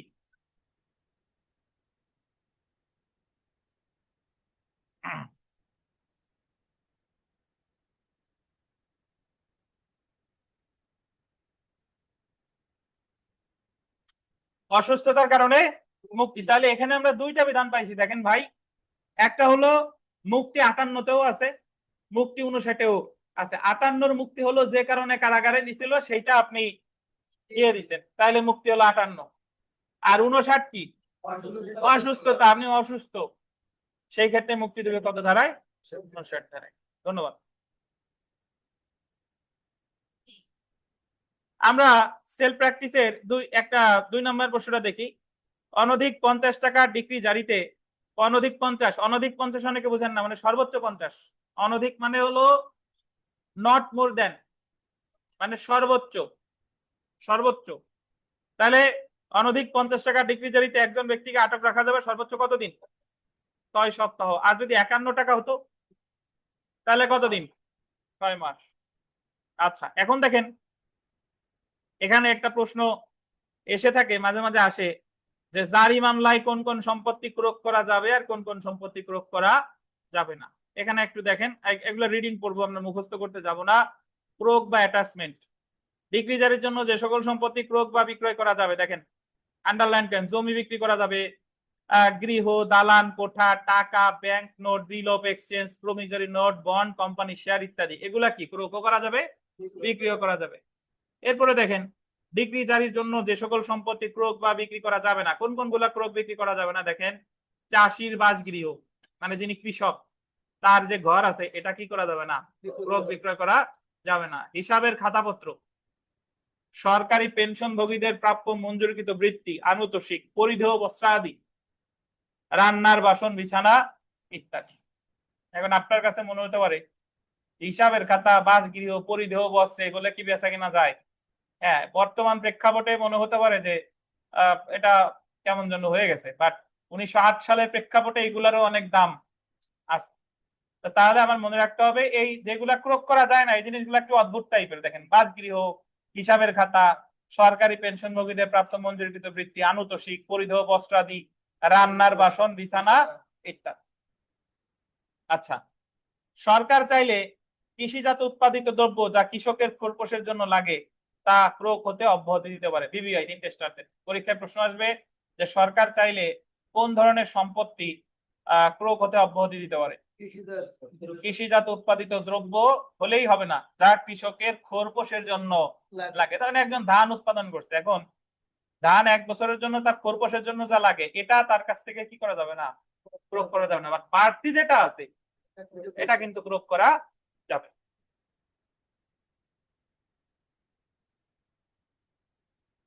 এখন আমরা এখানে বিভিন্ন মামলার ডিক্রি জারিতে কিভাবে ডিক্রি জারি করে, একটা দেখছেন চুক্তি প্রবল, পাইছেন? নিষেধাজ্ঞা, দাম্পত্য সম্পর্ক পুনরুদ্ধার, ডিক্রি জারির বিভিন্ন পদ্ধতি, বিধিগত 32, বিধিটা গোল্ডেন। মানে 21 আদেশের 32 বিধিতে 3 প্রকার মামলার ডিক্রি জারির পদ্ধতি বলছে। চুক্তি প্রবলের মামলায় কিভাবে ডিক্রি জারি করবে, নিষেধাজ্ঞার মামলায় কিভাবে ডিক্রি জারি করবে, আর দাম্পত্য সম্পর্ক পুনরুদ্ধারের মামলায় কিভাবে ডিক্রি জারি করবে। তার আগে আমার বোঝা দরকার চুক্তি প্রবল কি। চুক্তি প্রবল হলো দুইজনের মধ্যে একটা বিষয় নিয়ে চুক্তি হয়েছে, হওয়ার পরে একজন বললো যে আমি আমি চুক্তির শর্ত পালন করব না, মানে চুক্তির শর্ত সে পালন করতে পারবে না। আর একজন যে মামলা করে দিছে যে ওনার ওরে বলেন এই চুক্তি পালন করতে, আমি আর কিছু চাই না, আমি চাই ওরে দিয়ে এই চুক্তি পালন করাইতে। এখন এই মামলায় সে জয়লাভ করছে, আদালত বলছে যে তুমি চুক্তি পালন করবা, ডিক্রি পাওয়ার পরেও সে চুক্তি পালন করতেছে না, এখন যে জারি মামলা করে দিছে। তাহলে এই ক্ষেত্রে তারে আদালত কি করতে পারে, এটা হলো চুক্তি প্রবলের ডিক্রি। আর নিষেধাজ্ঞার ডিক্রি কখন দেয়? নিষেধাজ্ঞা মানে হলো আপনার একজন ক্ষতির হুমকি দিছে, ধরেন আপনার বেদখলের হুমকি দিছে আপনার প্রতিবেশী, বেদখল এখনো করে নাই বাট আপনারা কি হুমকি দিছে, তখন আপনি নিষেধাজ্ঞার মামলা করে দিচ্ছেন এবং আদালত বলছে প্রতিবেশীরা যে তুমি কোনোদিনই তারে হুমকি ধামকি দিবা না। এখন কোনদিন মানে কতদিন? আজীবন। কোনদিন মানে কি? আজীবন। এই কারণে নিষেধাজ্ঞার মামলার কোনো জারি মামলার তামাদি মেয়াদ চাই। ধরেন সে 20 বছর পরে আপনার এবার হুমকি দিছে, তার মানে আদালতের ডিক্রি সে কি করছে, অমান্য করছে। তখন আপনি জারি মামলা করবেন যে ওনার এই যে সে আমার যে ডিক্রি, এই ডিক্রি কি করছে, অমান্য করছে। তখন এই নিষেধাজ্ঞার ডিক্রিতে তারা কি করতে পারে।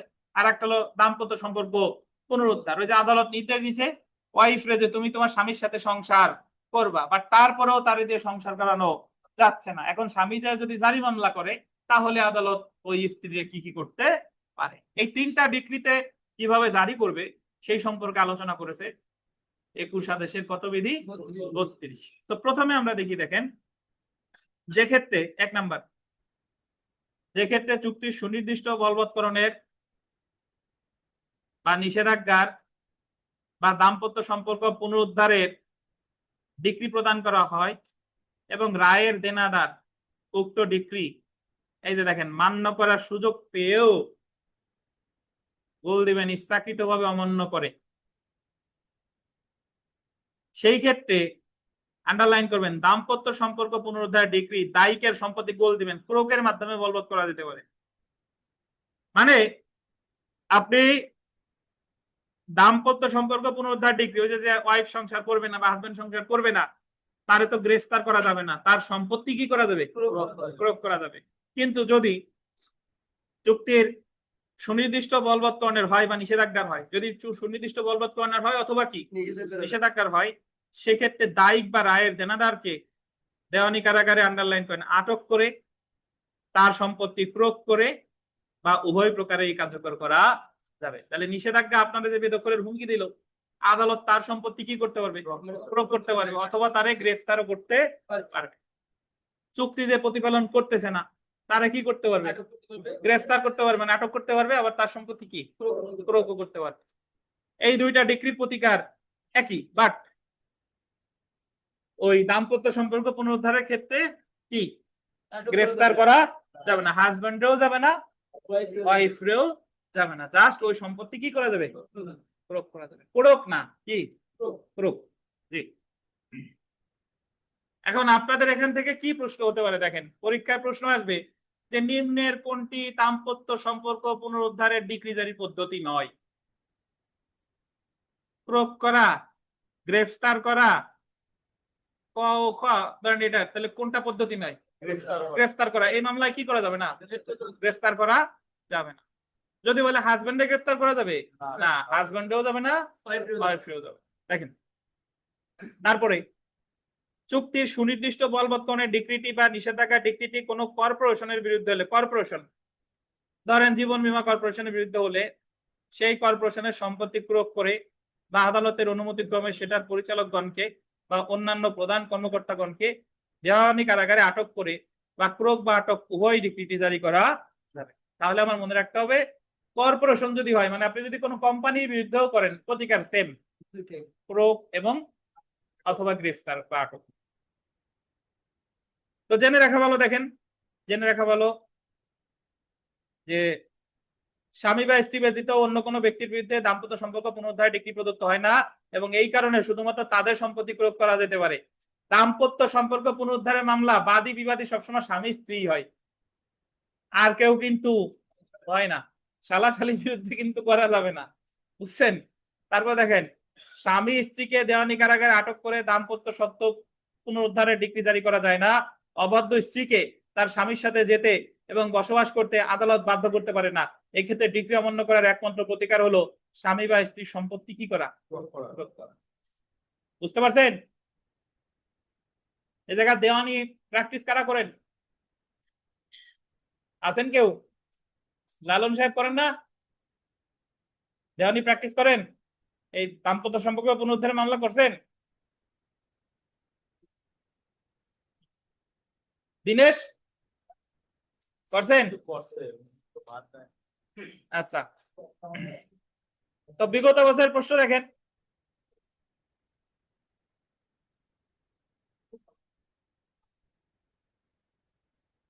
হ্যাঁ,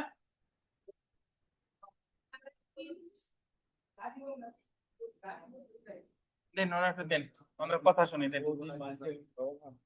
অনেকদিন পর আইছে বাবু বাবু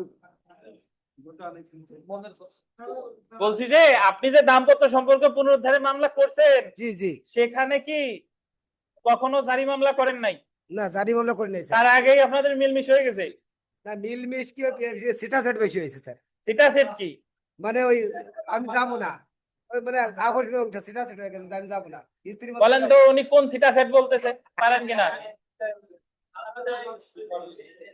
সেটা সাইড, আমরা যে দেওয়ানিতে বলছি না সেটা সাইড বলছি না, তাই তো বলছি সেটা সাইড মানে কি বাতিল, বাতিল। ওইটা সেটা বলতেছে যে সেটা সিট হয়ে গেছে। জি স্যার, কিন্তু জারি পর্যন্ত যাই না, এটা নতুন কিছু আমার। আপনি আর এই কথা বলবেন না, আজকে থেকে কি বলবেন?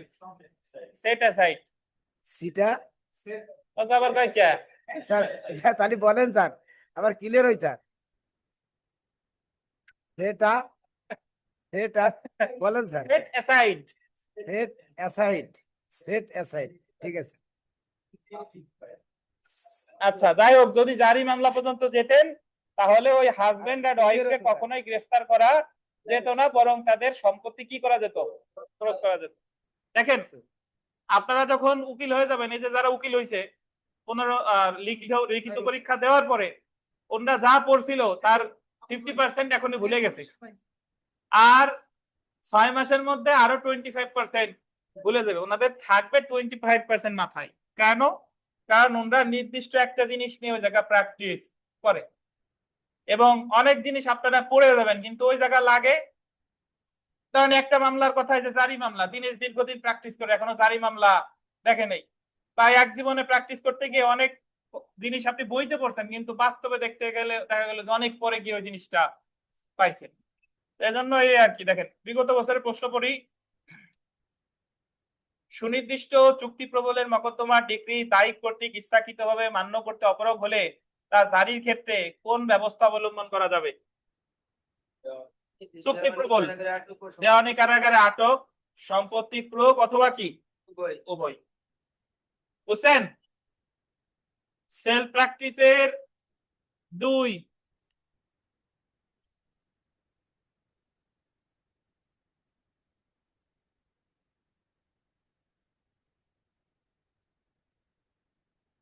চার, 5, বিশেষ করে 5 নাম্বারটা ভিভিআই। ডিক্রি জারির জন্য আটককৃত দেনাদার কতদিনের মধ্যে নিজেকে দেউলিয়া ঘোষণা করবে বলে জামানত দিলে আদালত তাকে মুক্তি দিতে পারে? লেখাইছিলাম না ওই জায়গা 1 মাস, এটা ভিভিআই। তারপরে 6 নাম্বারটাও ভিভিআই। নিম্নলিখিত কোন ধরনের ডিক্রি জারির জন্য আদালত কোনো মহিলাকে আদালতে গ্রেফতার বা আটক রাখতে পারবে না? যদিও এখন এটা চেঞ্জ, দেওয়ানি দাম্পত্য সম্পর্ক পুনরুদ্ধারে এটা এখনো পারবে না নাকি? আর টাকা পরিশোধের ডিক্রির ক্ষেত্রে কিন্তু এখন কি পারবে। মহিলাটা যদি অসুস্থ হয়, বৃদ্ধ হয় বা স্তন্যদানকারী মহিলা হয় তাহলে আবার কি হবে? গ্রেফতার করা যাবে না। 8 নাম্বার,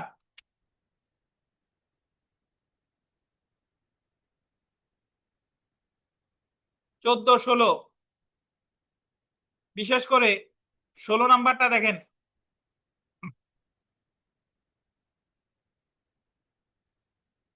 কোন ধরনের ডিক্রি জারির ক্ষেত্রে মৌখিক আবেদন করা যায়? কোন ধরনের? অর্থের মামলার ক্ষেত্রে মৌখিক আবেদন তো করা যায়, পরে কি করা যায়? লিখিত আবেদনও করা যায়। তাহলে কি নাই? এতক্ষণ যা পড়াইছেন কিছু নাই, তাই না থাকলে শুনেন, প্রশ্ন দরকার নাই।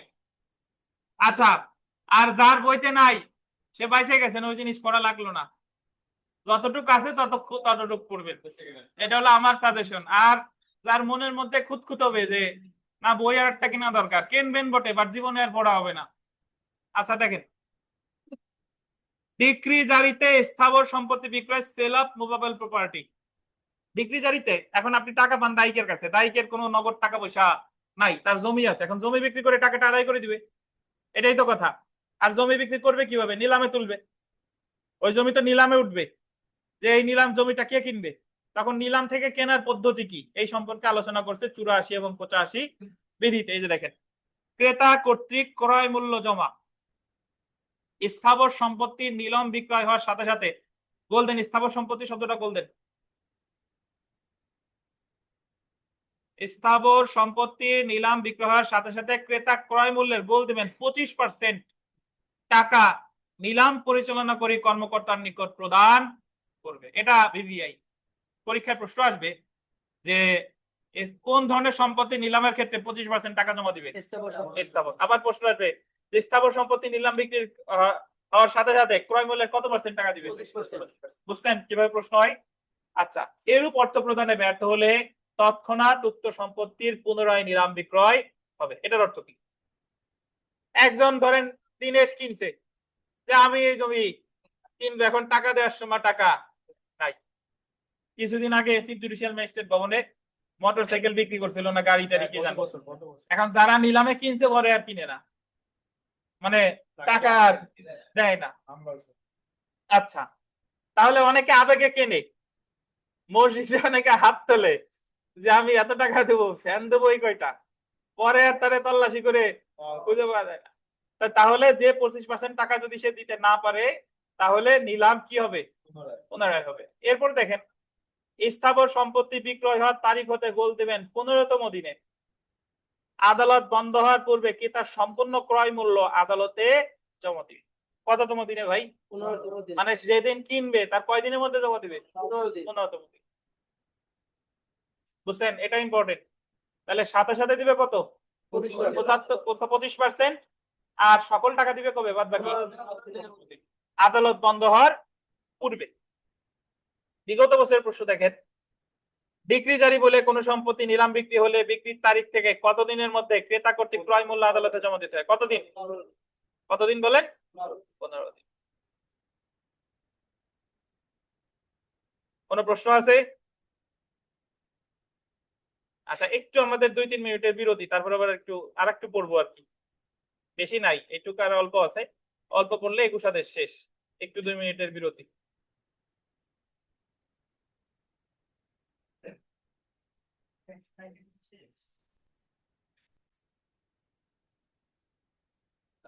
না, ডিক্রি জারিতে বিক্রয় রদ করার আবেদন মানে একটু আগে যেটা পড়লাম যে নিলাম যে হওয়ার সাথে সাথে দিতে হবে কত পার্সেন্ট, 25%, আর বাকি টাকা 15 দিনের মধ্যে। এখন ঠিক আছে হরিহর, ভালো থাকেন, আর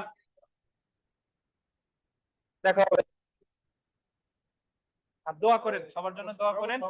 আর যারা সমসাময়িক যারা আছে, যারা পাস করতে পারেন না, ওদের বলতে হবে ধৈর্য ধরে থাকতে হবে।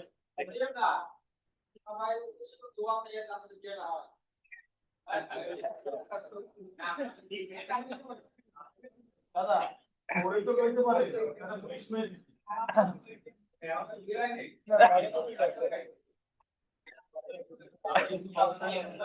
আচ্ছা দেখেন যে দেওয়ানি কার্যবিধির 21 আদেশের 89 বিধির অধীন, আচ্ছা যে কথা বলতেছিলাম একটু শুনেন, যে নিলামে যে সম্পত্তিটা বিক্রি হয়েছে, এখন যিনি দায়িক তিনি যদি মনে করে যে এই বিক্রিতে কারচুপি আছে, এই নিলাম ঠিকঠাক মতো হয় নাই, তাহলে তার প্রতিকার আছে 21 আদেশের 89 আর 90 বিধিতে। কত কত বলেন? 21 আদেশের 89 আর 90 বিধিতে। এক্ষেত্রে সে নিলাম রদের আবেদন করতে পারে। রদ, একটু আগে আমাদের দিনেশ একটা কথা বললাম না, সেটা কি জানো, সেটা সেট করে দিয়েছে নাকি, এই সেই রদ, সেটা সাইট মানে নিলাম রদের আবেদন রদ। তাহলে এই প্রথমে যেটা আমরা পড়বো, দেখেন দেওয়ানি কার্যবিধির 21 আদেশের 89 বিধির অধীন ডিক্রি জারিতে গোল দিবেন বিক্রয় রদ করার আবেদন করা যায়। কত বিধিতে? 89 বিধিতে। কোন ডিক্রি জারিতে গোল দিবেন কোন স্থাবর সম্পত্তি বিক্রয় করা হলে, কি সম্পত্তি? স্থাবর সম্পত্তি বিক্রয় করা হলে উক্ত নিলাম বিক্রয় তারিখ হতে গোল দিবেন 30 দিনের মধ্যে বিক্রয় বাতিলের জন্য আবেদন করা যায়। সো যেদিন নিলাম হইছে, বিক্রি হইছে, তার কয় দিনের মধ্যে? 30 দিনের মধ্যে। এই কথাটা বলা হয়েছে তামাদিয়ানের কত অনুচ্ছেদ? 166 অনুচ্ছেদ। এখন রদের আবেদন যিনি করবেন তার কি কি জমা দেওয়া লাগবে রদের আবেদনের সাথে সাথে? দেখেন এই ক্ষেত্রে ক্রয় মূল্যের 5%, ক্রয় মূল্যের কি 5%, মানে হলো জমিটা যদি 100 টাকায় বিক্রি করা হয়, উদাহরণস্বরূপ 100 টাকায় বিক্রি করছে, এখন যিনি রদ করতে চাচ্ছে তাকে রদের দরখাস্তের সাথে সাথে দিতে হবে কত? 5 টাকা। বুঝছেন? আর এই জায়গা বা লেখা আছে না, বা থেকে পরবর্তী দাড়ি পর্যন্ত কাটেন, করতে হবে পর্যন্ত কাটেন, বা থেকে করতে হবে পর্যন্ত কাটেন, কাটছেন? বা থেকে করতে হবে মানে বা থেকে পরের লাইন পর্যন্ত কাটবেন আর কি, কাটছেন? করতে হবে পর্যন্ত কাটছেন। এখন বা যে জায়গা ছিল ওই জায়গায় লেখেন এবং, এবং বিক্রিদার যে অর্থ পেয়েছে, হ্যাঁ লিখতে হবে, এবং বিক্রিদার যে অর্থ পেয়েছে তা ব্যতীত বকেয়া অর্থ, এবং এবং তা ব্যতীত বকেয়া অর্থ। বেল্লাল চলে গেছে না? আছে? এবং কি লিখবেন? ওইটুকি, বিক্রিদার যে অর্থ পেয়েছে তা ব্যতীত কি বকেয়া অর্থ। মানে এই দুইটা জমা দিয়ে আবেদনটা করতে হবে আর কি। তো পুরোপুরি না কাটলেও হতো যে তা জমা দিয়ে বিক্রয় রদের আবেদন করতে হবে। মানে যিনি রদের আবেদনটা করবেন তিনি কত কত টাকা দিবেন সাথে? ক্রয় মূল্যের কত? 5%। এটা বুঝতেন, কিন্তু পরের লাইনটা বুঝতে পারেন নাই, যে বিক্রেতার যে অর্থ পেয়েছে তা ব্যতীত বকেয়া অর্থ কি, এইটুকু বুঝেন নাই। আচ্ছা শুনেন, আমি এইভাবে চিন্তা করি, সবাই আমার দিক তাকান, পড়েন না, শুনেন। আমরা একটু আগে পড়লাম যে যেদিন নিলাম বিক্রি হয়েছে সেদিন বিক্রি হওয়ার সাথে সাথে কত পার্সেন্ট টাকা দিতে হবে? 25% না ভাই? আর কত দিনের মধ্যে 75% দেওয়া লাগবে? এটুক তো মনে আছে। এখন ধরেন একটা জমির মূল্য হলো 100 টাকা, তাহলে যেদিন বিক্রি হয়েছে সেদিন সাথে সাথে কত পাইছে সে? 25 টাকা পাইছে না? 25 টাকা পাইছে। এখন যার জমি বা অন্য কেউ এসে রদের মামলা করলো, তাহলে রদের মামলা করলে তার আগে 100 টাকা দিতে হবে কত? 5%। এবং ডিক্রিদার যে অর্থ পেয়েছে তা ব্যতীত বকেয়া অর্থ, ডিক্রিদার পাইছে কত? 25 টাকা। তাহলে আর কত বকেয়া থাকে? 75 টাকা। তাহলে তার যে রদের আবেদন করছে তার প্রথমে দেওয়া লাগবে 5%, তারপর ডিক্রিদার যে টাকাটা পাইছে তা ব্যতীত বকেয়া অর্থ মানে কত টাকা? 75। তাহলে মোট দেওয়া লাগতেছে কত? 80 টাকা। আমি তো 100 দিয়ে বোঝানোর স্বার্থে আপনার বোঝালাম, সবসময় তোর এই ফিগার থাকবে না। তাহলে এই টাকা দিয়ে আমাকে কি করতে হবে? রদের মামলা করতে হবে। বুঝেন নাই বোধহয় এখন অনেকে।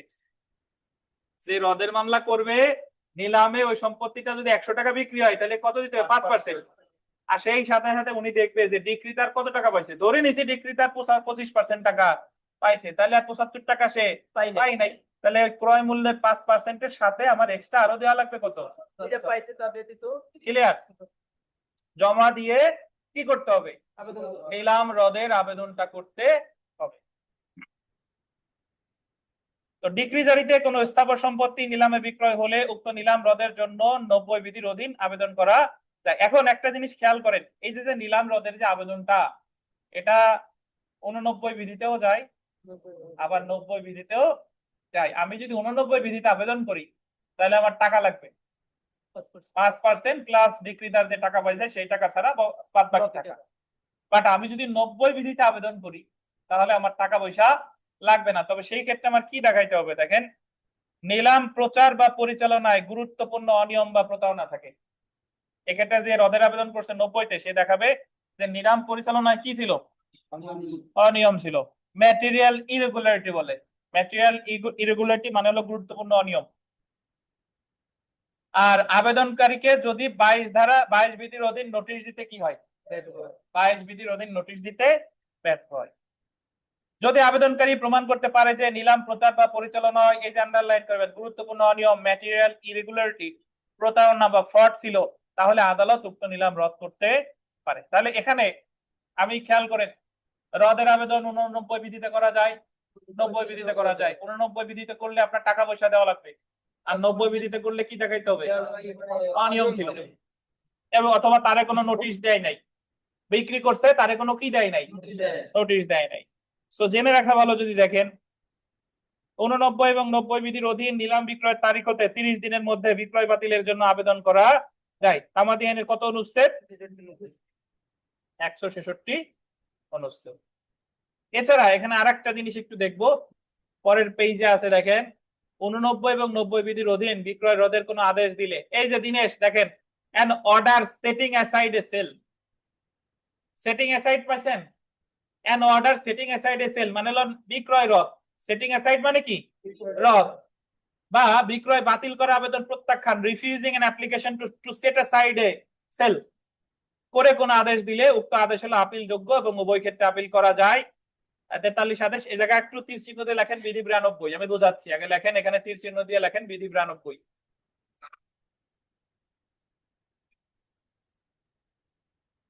এই শুনেন, আপনি নিলাম রদের আবেদন করছেন 21 আদেশের 89-তে অথবা কততে? 90-তে। এখন আমি আবেদন করলেই তো কি রদ করবে? করতেও পারে, নাও পারে। নিলাম রদ করুক বা না করুক, এটা একটা আপিলযোগ্য আদেশ। আর এই 89, 90 বিধির অধীন আবেদন করলে সিদ্ধান্ত মঞ্জুর করুক বা না মঞ্জুর করুক, সিদ্ধান্তটি দিবে 92 বিধিতে। কততে? এই কারণে 92 বিধি হলো আপিলযোগ্য আদেশ। আপিলযোগ্য আদেশ মানে হলো যে নিলাম রদ চাইছে তার নিলাম রদ করে নাই, তাহলে তার প্রতিকার কি? আপিল। যে নিলাম রদ চাইছে তার কথায় নিলাম রদ করে দিছে, তাহলে সংক্ষুব্ধ অপরপক্ষ, তারও প্রতিকার কি? আপিল। তাহলে 21 আদেশে 92 বিধি একটা কি আদেশ? আপিলযোগ্য আদেশ। 89, 90 না, কত? 92। বুঝছেন? তো তাহলে আমার মনে রাখতে হবে নিলাম রদের আবেদনে 5% ক্রয় মূল্য প্লাস অন্যান্য টাকা সহ আবেদন করতে হবে 89। আর ম্যাটেরিয়াল ইরেগুলারিটি মানে গুরুত্বপূর্ণ অনিয়ম, প্রতারণা বা নোটিশ দেয় নাই, এটা প্রমাণ করতে হবে কত? 90। 89, 90-তে আবেদন উভয় ক্ষেত্রে করতে হবে 30 দিন। এবং এই আবেদন আমার মঞ্জুর হোক বা না মঞ্জুর হোক, আদেশটা দিবে কততে? 92-তে। আর 92 বিধি একটা কি আদেশ? আপিলযোগ্য আদেশ। বুঝছেন? আচ্ছা, বিগত বছরের প্রশ্নটা দেখেন, ডিক্রি জারি মূল্যে কোন সম্পত্তি নিলামে বিক্রি হলে বিক্রির তারিখ হতে কত দিনের মধ্যে মূল্য আদালতে জমা দিতে হবে? কতদিন? 15 দিন। এবং 2 নম্বর প্রশ্নটা দেখেন যে the code of civil procedure 1908 এর ওয়ার্ডার এত এর 90 বিধি অনুযায়ী নিলাম রদের জন্য আবেদনকারীকে প্রমাণ করতে হবে ম্যাটেরিয়াল ইরেগুলারিটি শেষেরটা মানে কি গুরুত্বপূর্ণ অনিয়ম, ফ্রড মানে কি প্রতারণা, in publishing or conducting auction, auction মানে হচ্ছে নিলাম, নিলাম প্রচারণায়। আমরা একটু চলে আসি শেষ বিধিটা পড়বো, সেটা হলো ডিক্রি জারিতে বাধা সৃষ্টি। ধারা কত? 74। পাশে লেখেন 21 আদেশের 98 বিধি। 21 আদেশের 98 বিধি।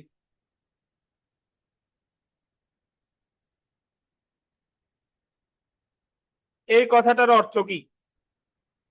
74 ধারায় যেটা আলোচনা করেছে সেটা বিস্তারিত ব্যাখ্যা করেছে কোথায়? 21 আদেশের 98 বিধিতে নাকি? আচ্ছা, এটার মর্মার্থ বুঝাই দিই আমি। ডিক্রি জারি করতে গেছে আদালত, ওই যে সম্পত্তি ক্রয় করতে গেছে বা স্থাবর সম্পত্তি বুঝাই দিতে গেছে অথবা আটক করতে গেছে, যেভাবেই হোক না কেন আপনি আদালতের কার্যক্রমে বাধাগ্রস্ত করছেন, মানে আপনি ডিক্রি জারিতে কি দিচ্ছেন? বাধা দিচ্ছেন, বললেন যে আমার সম্পত্তি ক্রয় করা যাবে না। তাহলে আপনি যদি ডিক্রি জারিতে বাধা দেন, যে বাধা দিল তার শাস্তি হইতে পারে 30 দিনের দেওয়ানি কারাগারে আটক। এই যে পরে দেখেন 74 ধারা অনুসারে ডিক্রি জারি মামলার কার্যক্রমে বিঘ্ন সৃষ্টিকারী দায়ীকে আন্ডারলাইন করবেন 30 দিন পর্যন্ত দেওয়ানি কারাগারে আটকের জন্য আদেশ দিতে পারে। তাহলে ডিক্রি জারিতে এই জায়গায় কত টাকার সম্পত্তি জারিতে বাধা দিছে এটা অপ্রাসঙ্গিক, দেখতে হবে বাধা দিছে কিনা। যদি বাধা দেয় তাহলে তার জন্য এক্সট্রা কারাদণ্ড হবে কত। এখানে কিন্তু কারাদণ্ড শব্দটা কোথাও ব্যবহার করে নাই, বলছে কি দেওয়ানি কারাগারে আটক। অন্যদিকে 21 আদেশের 98 বিধিতে বলেছে স্থাবর সম্পত্তি দখলে দেনাদার বাধা দিলে আদালত উক্ত সম্পত্তি দখলে রাখার নির্দেশ দিতে পারে ও দেনাদারকে অনধিক 30 দিন পর্যন্ত দেওয়ানি কারাগারে আটক রাখার আদেশ দিতে পারে। মানে 74 যেটা বলেছে সেটারে বিস্তারিত ব্যাখ্যা করেছে 21 আদেশের কত বিধি? 98। তাহলে আমার বিধি মনে না থাক, এটা যেন মনে থাকে যে ডিক্রি জারিতে বাধা দিলে আটক রাখবে কত দিন? 30 দিন দেওয়ানি কারাগারে। তো বিগত বছর প্রশ্ন দেখেন যে ডিক্রি জারি মামলার কার্যক্রমে বিঘ্ন সৃষ্টিকারী দায়ীকে কতদিন পর্যন্ত দেওয়ানি কারাগারে আটক রাখা যায়? কতদিন? 30 দিন। তারপরে সেলফ প্র্যাকটিসের 1 নম্বর প্রশ্নটা আমরা পড়ি না, এটা বিবিআই, একটু এখান থেকে দেখেন। এখানেই আলোচনা করছে যে আদালত কর্তৃক বিক্রয়ের ঘোষণা আদালত প্রাঙ্গণে লটকিয়ে দেওয়ার সর্বনিম্ন 1.5 দিনের মধ্যে দায়ীকের অনুমতি ছাড়া সম্পত্তি বিক্রয় করা যাবে না। এটা বিবিআই। স্থাবর সম্পত্তি হলে 30 দিন, অস্থাবর হলে কত? 15 দিন। মানে আদালত যখন বলবে যে এই সম্পত্তি বিক্রয় করা হবে, তাহলে স্থাবর সম্পত্তি হইলে 30 দিন আর অস্থাবর হইলে 15 দিন, এর আগে বিক্রি করা যাবে না। আচ্ছা, 2 নাম্বার ইম্পর্টেন্ট, 2, 6, 7, 9, 10। 10 নাম্বার প্রশ্নটা পুরাতন বইতে নেই, বাট আমি একটু ব্যাখ্যা দিই, শুনেন। একটু পড়ি, না থাকলে সমস্যা নাই, বাট ব্যাখ্যাটা শুনেন। দেনাদার ব্যতীত অন্য কোনো ব্যক্তি যখন ডিক্রিদার কর্তৃক স্থাবর সম্পত্তি হতে দখলচ্যুত হয় তখন দেনাদার এমন বেদখল বিষয়ে অভিযোগ দায়ের করতে পারে দেওয়ানি কার্যবিধির 21 আদেশের 100 বিধি অনুসারে। একটু কাহিনী শুনেন। বিষয়টা হলো যে মামলার বাদী হলো তানবীর, বিবাদী হলো নির্মল। এখন তানবীর জারি মামলা করছে বেদখল করার কথা নির্মল রে, কিন্তু নির্মল রে তো বেদখল করছেই, হোসেন মোল্লারেও বেদখল করছে। মানে এই দায়ী ডিক্রিদারের সম্পত্তি বুঝাই দিছে, নির্মলের সম্পত্তিও বুঝাই দিছে, আবার কি হোসেন মোল্লার সম্পত্তিও বুঝাই দিছে, অথবা নির্মলের সম্পত্তি না নিয়ে হোসেন মোল্লারে বেদখল করে বুঝাই দিছে। মানে যে এই মামলার কোনো কি না, পক্ষ না, তার সম্পত্তি বোঝাই দিছে জারি মামলায়, দখলচ্যুত করছে। তখন তার প্রতিকার কি? তার প্রতিকার হলো দেওয়ানি ওই জারিকারক আদালতে 21 আদেশের 100 বিধিতে দরখাস্ত করা। এতটুকু মনে রাখেন, কি করা? 21 আদেশের 100 বিধিতে দরখাস্ত করা। এবং দরখাস্ত করলে উনি শুনানি করে যদি দেখে যে না আসলেই এ জায়গায় আবুল হোসেন খানের যে বেদখল করার কোনো যৌক্তিক কারণ নাই, তখন আবুল হোসেন খানরে ওনার দখল কি ফিরাই দিবে। আর যদি উনি কোনো নিষ্পত্তি না করে তাহলে আবুল হোসেন খানকে আবার দেওয়ানি মামলা করা লাগবে। বুঝতে পারছেন? তাহলে আমার মনে রাখতে হবে ডিক্রিজারি মামলায় যদি দায়িক ব্যতীত অন্য কাউরে স্থাবর সম্পত্তি হতে কি করে, বেদখলচ্যুত করে, করা হয় তাহলে তার প্রতিকার কততে? 21/120। যারা দেওয়ানি প্র্যাকটিস করবেন বা করেন, খুব স্বাভাবিক ঘটনা যে একজনকে বেদখল করতে যায় আর একজনকে বেদখল করছে, তখন তার প্রতিকার হলো আগে ওই আদালতে 21/1 বিধিতে কি দেওয়া, দরখাস্ত দেওয়া। তারপরে উনি শুনানি করিয়া অনুসন্ধান তদন্ত করে যদি মনে হয় যে না আসলে তারে বেদখল করা অবৈধ হইছে, তাহলে তার দখল ফিরাই দেবে। আর উনি যদি ফিরাই না দেয় তাহলে তাকে কি করতে হবে, দেওয়ানি মামলা দায়ের করতে হবে। তো এই ছিল আমাদের দেওয়ানি কার্যবিধির 21 আদেশ। আগামী দিন আসেন, আগামী দিন আমরা 22 আদেশ শুরু করব। আর একটা কথা বলি, সেটা হলো কেউ এই এমসিকিউ প্রশ্ন, নতুন যারা আছেন বা অনলাইনে যারা আছেন, কেউ এই এমসিকিউ প্রশ্ন মুখস্থ করতে যাবেন না। আমরা যে আলোচনা করি এই আলোচনাটা আগে পড়বেন, তারপরে দেখবেন যে এমসিকিউ প্রশ্ন যা আছে সব অটোমেটিক্যালি আপনি কি পারেন। আর এখন কেউ মডেল টেস্ট দিতে যাবেন না। অনেকে এই আলোচনা না পড়িয়া মডেল টেস্টের বই একটা সলভ করা শুরু করছে। এই বুদ্ধি আপনারা যে পাস করে যে দেবে, মনে করবেন যে সে চায় না আপনি অ্যাডভোকেট হন। আজকেও যে অনেক কষ্ট করে অ্যাডভোকেট হইছে, সে বইসে বলবে যে মনে মনে চাচ্ছে যে আমরা আইসি আর কেউ যেন না আসে।